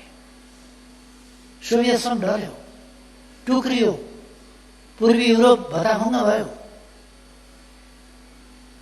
त्यस्तो बेलामा कम्युनिस्ट आन्दोलनमा कमी कहाँ छ? के कारणले कम्युनिस्ट आन्दोलनका विभिन्न गढहरू, किल्लाहरू भत्किँदैछ? किन यत्रो लामो इतिहास भएका यी समाजवादका इमारतहरू भत्किए? त्यसको समीक्षा गर्न थियो, ती कमी कमजोरी हटाउन थियो, के हुन् कमी कमजोरी पहिचान गर्न थियो, ती पहिचान गरेर हटाउन थियो। त्यो मौका त्यो समयले सबैलाई उपलब्ध गराएको थियो। तर त्यो समयको विश्लेषण गर्न मार्क्स भएका बेला, कार्ल मार्क्स जन्मेका बेला पनि थुप्रै मान्छेहरू त सधैँ थिए, थुप्रै दार्शनिक थिए, विद्वान थिए। तर सबैले संश्लेषण गरेर दर्शनको बारेमा चिन्तन त हजारौँ वर्ष अगाडिदेखि हुँदै आएको थियो। तर मार्क्सको समयमा पनि अरू थुप्रै दार्शनिक नै चाहियो। मार्क्सले नै किन गर्नु? त्यो संयोग, त्यस अवसरको उपयोग गर्ने क्षमता कार्ल मार्क्समा थियो, त्यही कुरा मदन भण्डारीमा थियो। त्यो जटिल परिस्थितिले उपलब्ध गराएको एउटा अवसर, त्यसको समीक्षा गरेर, त्यसलाई संश्लेषण गरेर मदन भण्डारीले अब कम्युनिस्टहरू कसरी अगाडि बढ्नुपर्छ, त्यसकारण बुर्जुवाहरूले गर्ने विरोधीहरूले गर्ने आलोचना के हुन्, ती आलोचनाका बुदाहरूमा के छ, त्यो आलोचनालाई निष्प्रभावी, निस्तेज र निकम्मा कसरी बनाइदिने। त्यसका निम्ति राजनीतिक प्रणालीमा दुनियाँमा मानव जातिले अभ्यास गर्दै आएका प्रणालीहरूमा सर्वोत्तम प्रणाली अपनाउनु पर्छ। सबैका अनुभव लिएर सर्वोत्तम प्रणाली अपनाउनु पर्दछ। त्यो सर्वोत्तम प्रणाली नै जनताको हितमा हुन्छ। जनताको शासनभन्दा राम्रो शासन कुनै हुँदैन, तर वास्तविक अर्थमा जनताको शासन हुनुपर्छ र जनताको शासन हुनुका गुणहरू त्यसभित्र एक एक गरी सामेल हुनुपर्छ र जनताका हितभन्दा विपरीतका मनगढन्त, आवधिक वा समय विशेषका, कुनै ठाउँ विशेषका अनुभवहरूलाई नकल गर्ने प्रवृत्तिबाट मुक्त हुनुपर्दछ र मुक्त दिमागले सिद्धान्तको एउटा पिँजडाभित्र बसेर होइन, पिँजडाबाट बाहिर निस्किएर खुला संसारमा निस्किएर समीक्षा गर्नुपर्छ र त्यस समीक्षाबाट प्राप्त निष्कर्षहरूलाई कार्यान्वयन गरेर अगाडि जानुपर्दछ। त्यो भनेको लोकतन्त्र, जनतन्त्र वास्तवमा सही प्रणाली हो, त्यही हुनुपर्दछ।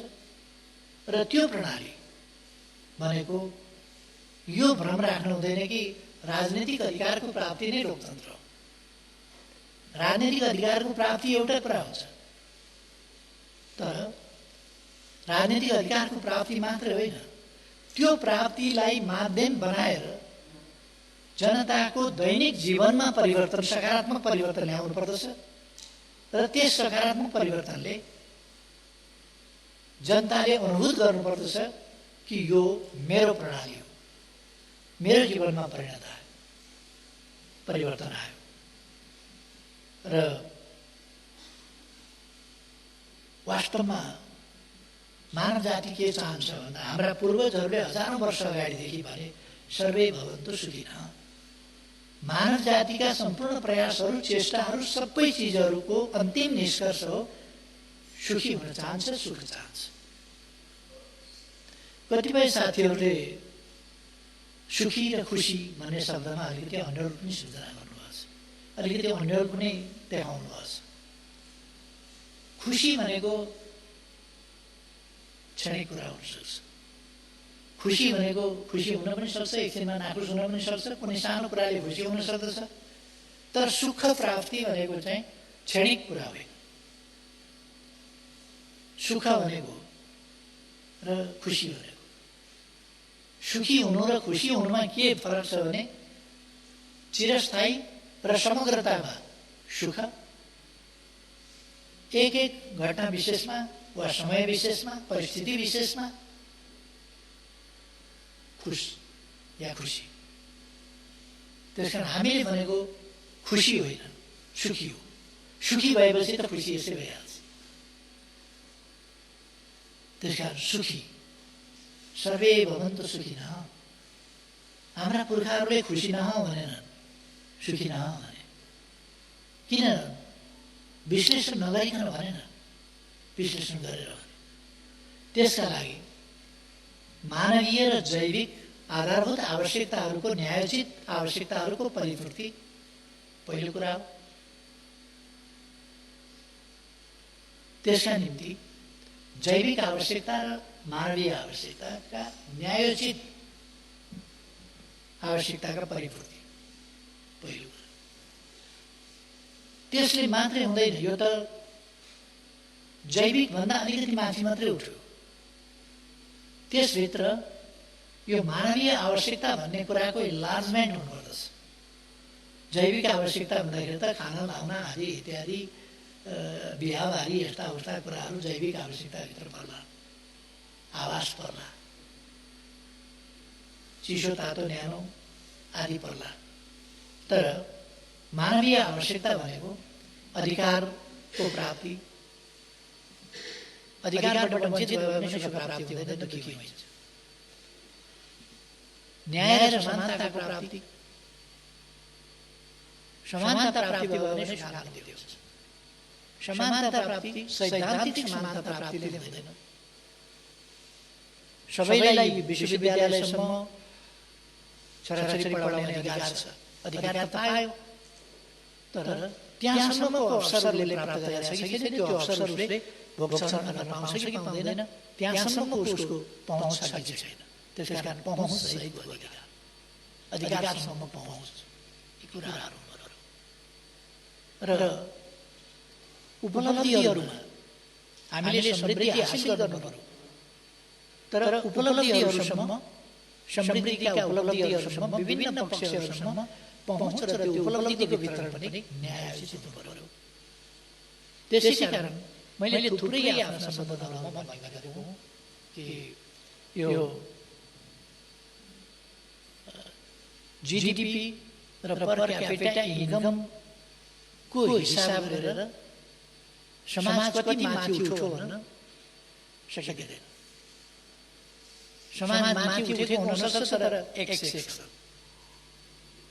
अर्को सेक्सन अत्यन्तै तलै हुन सक्छ, भुइँमै हुन सक्छ। एउटा सेक्सन माथि उठ्यो भने अर्को सेक्सन भुइँमा हुन सक्छ।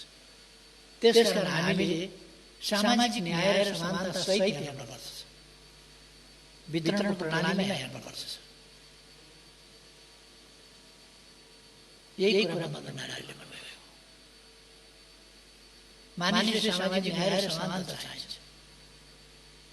जैविक प्रवृत्ति, मानिस पनि जीव हो, जैविक प्रवृत्तिको सबभन्दा पहिलो कुरा बाँच्न चाहने।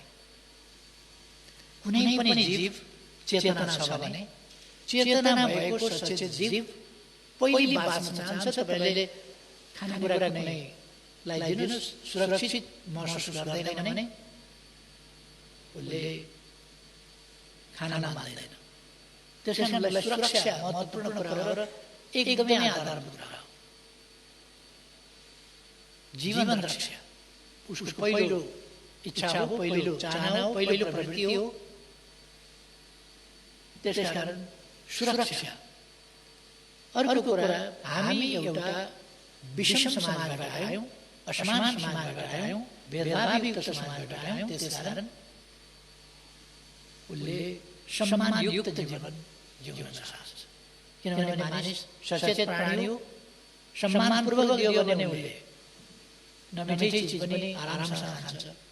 साह्रै स्वादिष्ट परिकार दिनुहोस्, उसलाई भोक लागेको छ, तर सम्मानजनक ढङ्गले दिनु भएन भने उसले त्यसलाई अस्वीकार गर्छ, खाँदैन।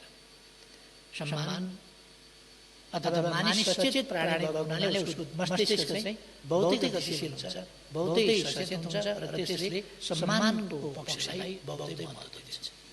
त्यसकारण सम्मान जीवन, निर्भय जीवन, समानतायुक्त जीवन, सम्मानयुक्त जीवन, अधिकार र अवसरसम्म पहुँच भएको जीवन, अधिकार सम्पन्न जीवन र यी जैविक र मानवीय आधारभूत आवश्यकताहरू परिपूर्ण भएको जीवन, समृद्धि सहितको समानता या समानता सहितको समृद्धि, यो नै सुख प्राप्तिको एउटा ठाउँ, बिन्दु। जुन कुरा मदन भण्डारीका सोचहरू, मदन भण्डारीले लोकतन्त्र भन्दा, मदन भण्डारीले डेमोक्रेसी भन्दा, यी कुराहरूको अर्थसहित कम्प्रेहेन्सिभ डेमोक्रेसी, जो आजकल हामीले प्रयोग गरिरहेका छौँ, कम्प्रेहेन्सिभ डेमोक्रेसी, सम्पूर्ण लोकतन्त्र, त्यो पोलिटिकल मात्रै होइन, त्यो इकोनोमिक मात्रै होइन, त्यो अर्को मात्रै होइन, एउटा पक्ष मात्रै होइन, समग्र पक्ष जो मानव जीवनका लागि आवश्यक छ, त्यो समग्र पक्षको लोकतन्त्र, त्यो आवश्यक छ। लोकतन्त्रका सम्बन्धमा उहाँका मूल मान्यताहरू देख्छौँ, जसले गर्दा मदन भण्डारीका विचारहरूसँग टकराउन खोज्यो भने गलत तर्कहरूको या गलत उद्देश्यहरूको, गलत मनसायहरूको सहारा लिनुपर्छ, आड लिनुपर्छ अथवा त्यसको शरणमा पर्नुपर्छ। त्यसकारण त्यसले जित्दैन। मैले अस्ति नक्सा प्रकाशन र नक्सा संविधानमा राख्ने सन्दर्भमा मैले एउटा कुरा भनेको थिएँ कि सत्यमेव जयते, वास्तवमा सत्यमेव जयते। अन्तिममा सत्यले जित्छ। कतिपल्ट सत्य हार्छ। 1962 देखि अहिलेसम्म त कालापानी लिम्बियाद्वारा लिपुलेखमा सत्य हारिरहेको छ। तर सत्यले अन्तिममा जित्छ। हामी उहिले जेलमा हुँदाखेरि गाउने गर्थ्यौँ। एउटा अमेरिकन राइटर हुनुहुन्छ, उहाँको गीत We shall overcome, हामी जित्नेछौँ एक दिन भन्ने गीत हामी गाउँथ्यौँ। आजकल हामीले त्यो गीत गाउनु पर्दैन। त्यो गीत दुनियाँका बाँकी भागमा धेरै ठाउँमा त्यो गीत सान्दर्भिक छ। तर हाम्रो ठाउँमा भन्ने हो भने हामीले shall overcome someday होइन, we have already overcome, we have overcome। बुर्जुवाहरू पछाडिएका छन्, त्यसै कारण समवेत स्वरमा चिच्याइरहेका छन्, त्यसै कारण विरोध गरिरहेका छन्। गणतन्त्रको विरोध सोझै गर्न सक्दैन। गणतन्त्रको विरोध सोझै गर्न नसकेपछि कहिले घरेलु हुनेको राष्ट्रपतिको साडीको विरोधमा विरोध गर्छ, कहिले कर्मचारीले किनेर राष्ट्रपति भवनमा कार्यालयमा राखेको कुनै कार्पेटको चर्चा गरेर राष्ट्रपतिको विरोध गर्छ। राजतन्त्र हुँदा विरोध गर्दैन। अहिले मेरो सम्बन्धमा पनि भन्छन्, तपाईँहरूले लेखिरहनु भएको छ, मैले खुट्टामा जुत्ता लगाएको छु। केही असाध्य पीडित गरेको छ, सही नसक्नुहोस्। यो मान्छे त गाई भैँसी चराउने गोठालो हो। कहिले चप्पल लाउँथ्यो, कहिले खाली खुट्टा कुद्थ्यो। यो त त्यहाँ गाई भैँसी चराएर खाली खुट्टा हिँड्नुपर्ने मान्छे हो। यो जुत्ता लगाएर यहाँ प्रधानमन्त्रीका कुर्सीमा बस्न मिल्ने हो अहिले भन्ने पीर छ। म हुँ अथवा जो कोही, जनताको शासन, जनताबाट उठेका व्यक्तिहरू शासन, देशका लागि केही गरेका व्यक्तिहरू शासनमा पुग्ने, सरकारमा पुग्ने र वास्तवमा शासनलाई शासन ठान्ने यो एउटा सेवाको माध्यम भनेर बुझ्ने, जो मैले रिपिटेडली भनेको छु। तर पीर परेको छ उनीहरूलाई हामी शासक भयौँ कि भन्ने। हामी शासक होइनौँ, हामीलाई शासक हुन इच्छा पनि छैन। र म शासक हुन जन्मिएको मान्छे होइन, देशको सेवा गर्न जन्मिएको मान्छे हो। मैले सुरुमा राजनीति थाल्दा, राजनीति अगाडि बढाउँदा, राजनीतिक जीवन अगाडि बढाउँदा कहिले पनि शासकको परिकल्पना गरेन। जेलमा हुँदा होस्, जहिले होस्, यस देशको सेवा म जेलमा बस्दा पनि गरिरहेको छु भन्ने ठान्थेँ। सही मान्यतामा म अडेको छु र सही मान्यताका लागि म लडेको छु र त्यसै कारण यहाँ जेलमा सडेको छु। त्यो मेरो एक काम हुन्थ्यो। म आज पनि आफूलाई जनताको सेवक, देशको सेवक ठान्दछु र त्यही अनेस्टीका साथ काम गर्छु। तर केहीलाई पीर छ। थुप्रैले भन्छन्, थुप्रै बुद्धिजीवीहरूले टेलिभिजन प्रोग्रामहरूमा भनेको सुनेको छु मैले। त्यो चप्पल लगाएर हिँड्थ्यो। भूमिगत हुँदा त्यसलाई मैले भेटेको थिएँ, चप्पल लगाएर हिँडिरहेको थियो। आज जुत्ता लगाएर हिँड्छ। त्यो काठमाडौँमा साइकलमा हिँड्थ्यो, म साइकलमा हिँड्थेँ। साँचो कुरा हो। त्यो हेर्दा हेर्दै माननीय भयो, सांसद भयो, मन्त्री भयो, प्रधानमन्त्री भयो। यो सुहाउने कुरा हो। एउटा गाउँको झुत्रे झामले भैँसी गोठालो, गाई गोठालो यसो सुन्न हो। मदन भण्डारीको सन्दर्भमा पनि अलिअलि त्यस्ता आलोचनाहरू आउँछन्। तर जनताको शासन हामीले भारतमा हेर्यौँ भने राष्ट्रपति राजतन्त्रहरू हटेपछि, लर्डहरूको शासन गएपछि दुईटा बगल छ। एउटा राजतन्त्रहरूलाई अङ्ग्रेजीसँग पार्ने र लर्डहरूलाई भारतीयहरूले लखेटे, लर्ड प्रसाद। त्यसपछि भएका राष्ट्रपति कस्ता थिए भन्दा ती साधारण जनताका छोरा, विभिन्न दलित जातिबाट उठेका। राजा महाराजाले दिने संविधानको अगुवाई संवैधानिक समितिका सभापतिको हिसाबले अम्बेडकरले गरे।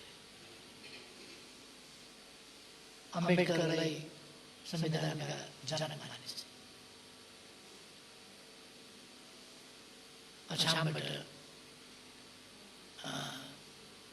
एकजना दलित, एकजना एपीका मुस्लिम राष्ट्रपति हुनु, राजेन्द्र प्रसाद गरिब हुनुहुन्थ्यो, गरिब परिवार। स्कुल जान पर्दाखेरि यमुना तरेर जानु पर्थ्यो पौडी खेलेर। लोकतन्त्र भनेको यस्तै हो र यो सामन्ती मानसिकताका मान्छेहरूलाई त्यो डाइजेस्ट हुन गाह्रो हुन्छ, पच्न गाह्रो हुन्छ। बुझेकै मान्छेहरू पनि कहिले कहिले बकेर लेखेको छु एउटा कुरा। यी विरोध के का लागि हुन् भनेर हामीले थाहा पाउनुपर्छ।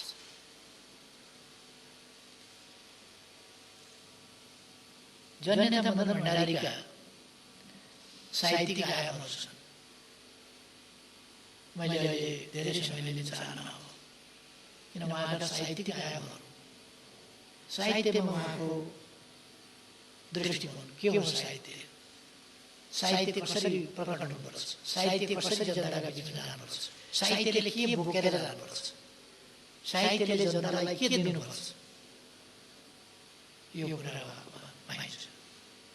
समीक्षा उहाँका समीक्षाहरूमा पाइन्छ, उहाँका कविताहरूमा पाइन्छ, उहाँका गीतहरूमा पाइन्छ, उहाँका रचनाहरूमा पाइन्छ र उहाँका राजनीतिक साहित्यहरूमा पाइन्छ। उहाँको विद्वताको मैले धेरै चर्चा गर्नुपर्छ जस्तो लाग्दैन। उहाँको भाषिक ज्ञान जो असाधारण खालको।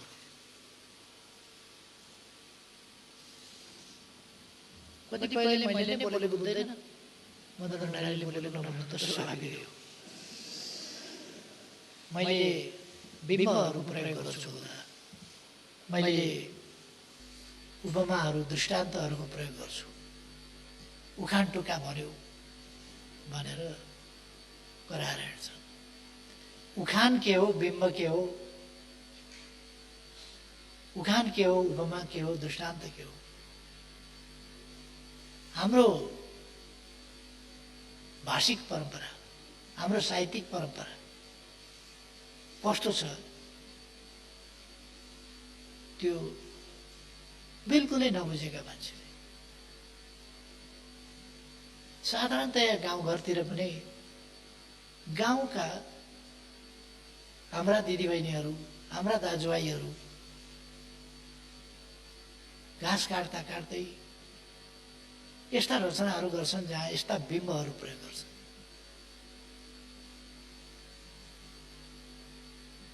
यस्ता प्रतीकहरू दिन्छन् उनीहरूले, यस्ता उपमा दिन्छन्, यस्ता दृष्टान्त दिन्छन्। हाम्रो जुन साहित्यबाट हाम्रो साहित्य, हाम्रो भाषा उत्पत्ति भयो, त्यसको पृष्ठभूमिमा हामी संस्कृतमा गयौँ भने एउटा कुरा भन्नु पर्यो भने त्यसलाई नबिर्सने गरी दृष्टान्त दिएर, उपमा दिएर भन्ने गर्छ।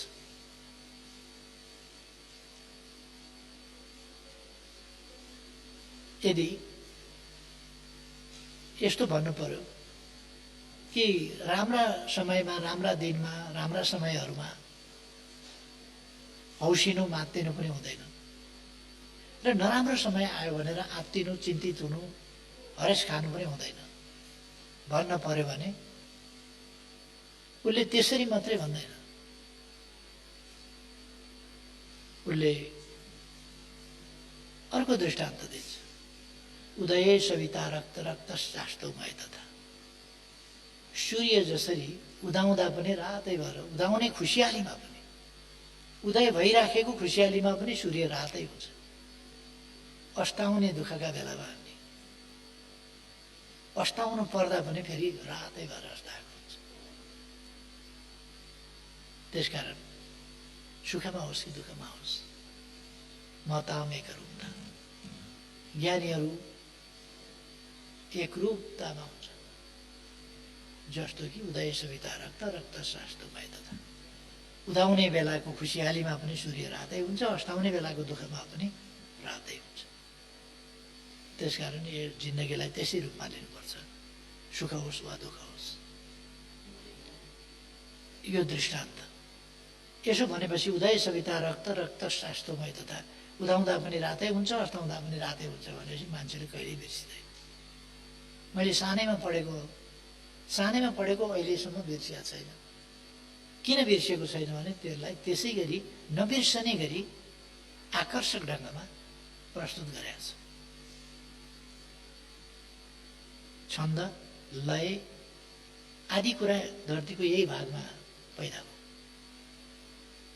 त्यसकारण हामी त्यो परम्परा, त्यो गौरवपूर्ण परम्परा, त्यो साहित्यिक परम्पराको एउटा प्रतिबिम्बको रूपमा मदन भण्डारीलाई पाउँछौँ साहित्यिक क्षेत्रमा। उहाँका बिम्बहरू, उहाँले प्रयोग गर्ने उपमाहरू, दृष्टान्तहरू साहित्यमा असाधारण छन्, जसले गर्दाखेरि जनताले उहाँले बोलेको भाषा बुझ्छन् र प्रभावित हुन्छन्। उहाँले कन्भिन्सिङ क्यापेसिटी उहाँमा छ, उहाँले सम्झाउन सक्नुहुन्छ, चित्त बुझाउन सक्नुहुन्छ, त्यो क्षमता छ। त्यो भाषिक क्षमता मात्र होइन, त्यो शैलीगत क्षमता, दृष्टान्त, उपमा आदिका कुरा, यी सबै कुराले उहाँले चाहिँ बताउन सक्नु। उहाँको वक्तृत्वका लागि मैले धेरै भन्नुपर्ला जस्तो लाग्दैन। उहाँले बोल्दा पहिलो दिन नै जब उहाँ कुनै वक्ताको अभ्यास गरेर वक्तृत्व कला सिकेर त्यो वक्तृत्व कलाका परीक्षाहरू दिएर अथवा त्यस्ता अभ्यासहरू गरेर त्यसरी आएको मान्छे हो। उहाँ त सङ्घर्ष गरेर आएको मान्छे हो, गाउँमा सङ्गठन गरेर आएको मान्छे हो। भूमिगतबाट निस्किएर पहिलो दिन बोल्दा नै बाँकी आश्चर्यचकित भए। अनि ईर्ष्या गर्नेहरू निस्किए, चर्को बोलेर के हुन्छ, चर्को बोलेर अरूलाई होच्याएर यस्तो गरेर के हुन्छ भन्ने तत्कालबाट निस्किए ईर्ष्याको कारणले। किनभने मान्छे उहाँले बोल्न थालेदेखि ताली बजाउन सुरु गरे। कसरी बोल्छ थाहा थिएन, त्यसकारण पहिले हात बाँधेर बसिहाले, चुप लाए। जब बोलाइ सुरु भयो त्यसपछि ताली बजाउन सुरु गरे। जब बोल्दै जानुभयो ताली बजाउँदै रहे। त्यसपछिका सभाहरूमा अब मदन भण्डारी आउनुहुन्छ भनेपछि नै ताली सुरु हुन्थ्यो, किनभने राम्रो बोल्नुहुन्छ भन्ने अनुमान, कन्भिन्सिङ बोल्नुहुन्छ भन्ने अनुमान हो। त्यसै कारण त हो पहिलेदेखि ताली बजेको पहिलेदेखि ताली बजे। त्यो असाधारण वक्तृत्व कला। यस्ता उहाँका आयामहरू, विभिन्न आयामहरू छन्, तर सर्वाधिक महत्त्वपूर्ण आयाम उहाँका विचार। उहाँले समाजलाई जुन विचार दिनुभयो, जे राष्ट्र राष्ट्रियता बारे उहाँले धारणा दिनुभयो, जुन लोकतन्त्र बारे उहाँले धारणा दिनुभयो, लोकतान्त्रिक गणतन्त्र बारे धारणा दिनुभयो र सामाजिक न्यायका बारे उहाँले धारणा दिनुभयो र उहाँले आफैले लेख्दाखेरि अहिले हामीले राजनीतिक सन्दर्भमा, राजनीतिक क्षेत्रमा थपेका विशेषता के हुन्, अगाडिका कुराहरू चाहिँ के हुन् अहिलेको राजनीतिक सन्दर्भमा भन्ने कुरामा उहाँले जनताको बहुदलीय जनमतका 14वटा थप विशेषता भनेर लेख्नु। धेरै साथीहरूमा के परेको छ भने जनताको बहुदलीय जनताका विशेषता भनेका यिनै 14वटा हो, होइन। त्यो 14वटा त्यति बेलाको राजनीतिक सन्दर्भमा राजनीतिक मामलाका यी 14वटा चाहिँ थप विशेषताहरू, जो नयाँ जनवादभन्दा पृथक, अरू जनवादहरूभन्दा पृथक, यो नयाँ खालको कम्युनिस्ट ट्रेन्डबाट जो आएको विचार हो, त्यसमा नयाँ राजनीतिक थप विशेषताहरू। तर समग्र विशेषता नै तिनै हुन् त जनताको बहुदलीय जनवादका भन्दा होइन। जनताको बहुदलीय जनवादका धेरै विशेषताहरू छन्, पुरानै विशेषता र थप विशेषता। पुराना विशेषतामा मार्क्सवादी दर्शन, समाज परिवर्तनका लागि नेतृत्व विज्ञान, सङ्गठन विज्ञान जस्ता लेनिनवादी सिद्धान्तहरू, त्यसपछि अरू कुनै देशको नक्कल गर्ने होइन, आफ्नो देशको मौलिकतामा आफ्नो परिस्थिति, आफ्नो समयलाई हेरेर तिनको सही समीक्षा गरेर नीतिहरू निर्धारण गर्नुपर्छ। जहिले पनि देश र जनतालाई केन्द्रभागमा राखेर निर्णय गर्नुपर्छ, आफूलाई केन्द्रभागमा राखेर होइन। सिद्धान्तको पिंजडाबाट मुक्त भएर त्यसलाई सन्दर्भको रूपमा लिन सकिन्छ, तर त्यसबाट मुक्त भएर हामी अगाडि बढ्नुपर्छ स्वतन्त्र मनले र निर्भीकता र दृढताका साथ जनताको शक्तिलाई सङ्गठित गरेर अगाडि बढाउने, सङ्गठित, सचेत, सङ्गठित र परिचालित। यसबाट जनताको शक्तिलाई सचेत गर्ने र शक्ति वृद्धि गर्ने, यी कुरा हिंसाको माध्यम होइन, शान्तिपूर्ण बाटोबाट हामी विचारले जित्न सक्छौँ। जनताका हितका पक्षमा हामीले दृढताका साथ र भने जस्तै आचरणका साथ गयौँ भने जनताको मन जित्न र बहुमत प्राप्त गर्न सक्छौँ। अब आफ्नो स्वार्थका लागि कहिल्यै पनि पार्टीभित्र, आन्दोलनभित्र देशका कुरा नगर्ने, जनताका कुरा नगर्ने, मेरो के भयो त, मैले के पाएँ त भन्ने, एकपल्टले चित्त नबुझ्ने, दुईपल्टले चित्त नबुझ्ने, कति वर्ष चलाउँदा चित्त नबुझ्ने खालका प्रवृत्तिहरू, जनताप्रति चिन्ता नगर्ने, आफ्नो मात्रै चिन्ता गर्ने हो भने त अनि जनताको भलो हुन्छ कसरी? त्यसकारण जे भनिन्छ त्यो संसारको आचरण गर्नुपर्छ। त्यसैकारण मैले थुप्रै ठाउँमा बोल्दाखेरि पनि गरेको छु। मैले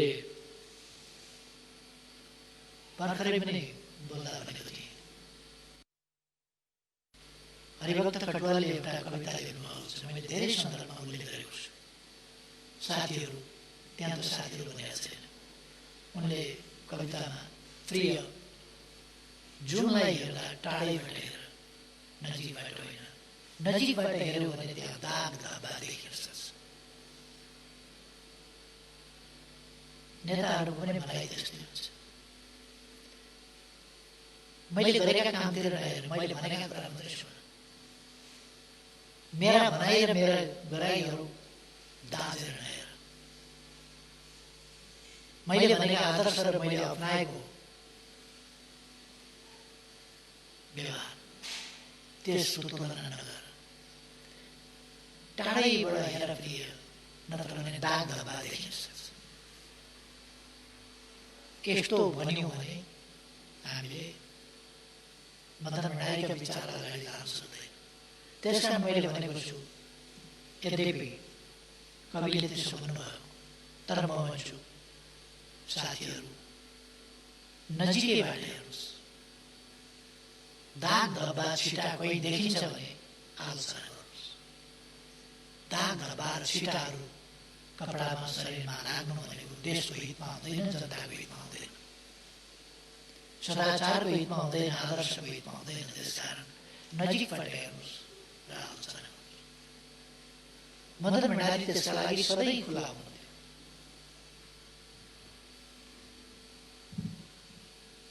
आजकल मान्छेहरू अक्सर भन्ने गर्छ, मदन भण्डारी साइकलमा हिँड्नुहुन्थ्यो।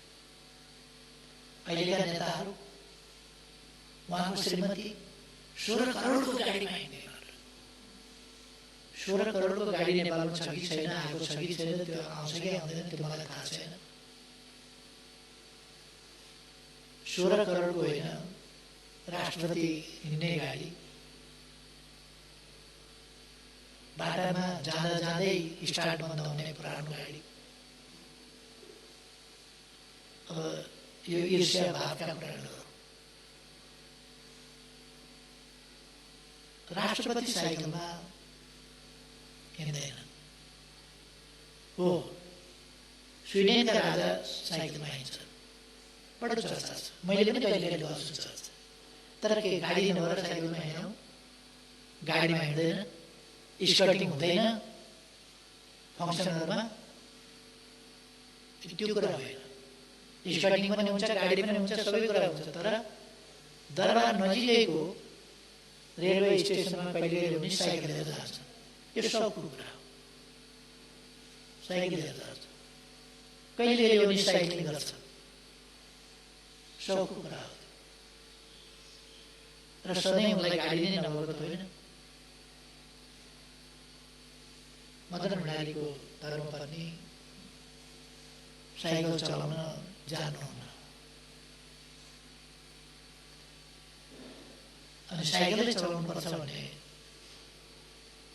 र त्यो आलोचना गर्ने केमा हिँड्छन् भन्दा आम्दानी कति पारदर्शी छ त थाहा छैन मलाई, तर हिँड्न चाहिँ राम्रै गाडीमा हिँड्छ आलोचना गर्ने। मदन भण्डारीलाई के आरोप लगाएका थिए? मदन भण्डारी कहिले साइकलमा निस्किने, कहिले अर्को साथीले गाडी लिएर आउँछ हिँड्ने, चुनावमा उम्मेदवार भएर प्रचारमा जाँदा गाडी छैन, साइकलमा हिँड्नुपर्छ। त्यस्तो अवस्थामा एकजना नक्सलका यहाँ नक्सलमा हुनुहुन्छ थापाजी, उहाँले म आफै ड्राइभ गर्छु र म तपाईँलाई चुनावभरि सघाउँछु भनेर आफै ड्राइभ गरेर उहाँले गाडीमा लिएर हिँड्नु। देशव्यापी रूपमा हल्ला चल्यो, पोस्टर टाँसिए, ज्ञानेन्द्रले दिएको रातो गाडीमा मदन भण्डारी हिँड्ने गरेका छन् भनेर। तपाईँहरूले पनि हेर्नुभएको होला, ज्ञानेन्द्रले दिएको रातो गाडी दरबारसँगको कनेक्सन जोडेर मदन भण्डारी जस्तो व्यक्तिलाई। भौतिकवादको एउटा खराबी के छ भने किन त्यसले पाप धर्म भन्ने कुरा मान्दैन, पाप लाग्छ भन्ने पनि मान्दैन। सत्य र निष्ठा छोडिदिएपछि त जे भने पनि भयो, जे गरे पनि भयो, पापको डर छैन, नरक जाँदा भन्ने छैन, केही छैन। त्यसो भएपछि भौतिकवादीहरू भ्रष्ट भयो भने खतरनाक हुन्छ। इमान छोडेको भौतिकवादी बहुतै खतरनाक हुन्छ, जे पनि होस्। त्यस कारण भौतिकवादी पनि छाडा भौतिकवादी भयो भने, इमान छोडेको भौतिकवादी भयो भने खतरा हुन्छ। हामीले मदन भण्डारीको अनुसरण गर्न जरुरी छ र इमान सहितको एउटा अभियन्ता, एउटा कार्यकर्ता, एउटा विचारको संवाहक हुन जरुरी छ, इमान सहित। आज यस सन्दर्भमा म यही आग्रह गर्न चाहन्छु, हामी सबै इमान सहित उहाँका विचारहरूको अनुसरण गरौँ, कार्यान्वयन गरौँ, त्यसले देशलाई फाइदा पुर्याउँछ। आज हामीले आजको दिशाबोध पनि यसै कार्यक्रममा त्यसलाई सार्वजनिक गरेका छौँ। म खुसी व्यक्त गर्न चाहन्छु। गत वर्ष भएन 11 सार्वजनिकरण, अब कुनै वर्ष नछुटोस्। यस्तो समसामयिक कुराहरूको विश्लेषण सहितको विचारहरूको त्यो पुलिन्दा मात्रै होइन, त्यो विचारको पुञ्ज हुनुपर्दछ। मैले विश्वास लिएको छु त्यो पुलिन्दा मात्रै छैन, पुञ्ज छ, विचार पुञ्ज। त्यसै रूपमा अगाडि दिनमा पनि आओस्, अगाडि बढ्न सकोस्। धेरै धेरै शुभकामना। र यस्तो बेलामा पनि यो सानो डिस्टेन्स मेन्टेन गरेर जो कार्यक्रमको सानो कार्यक्रमको आयोजना गर्नुभएको छ, यो यसका निम्ति म मदन भण्डारी फाउन्डेसनलाई हार्दिक धन्यवाद भन्न चाहन्छु र सबै साथीहरूलाई उपस्थितिको लागि पनि धन्यवाद भन्न चाहन्छु। धेरै धेरै धन्यवाद।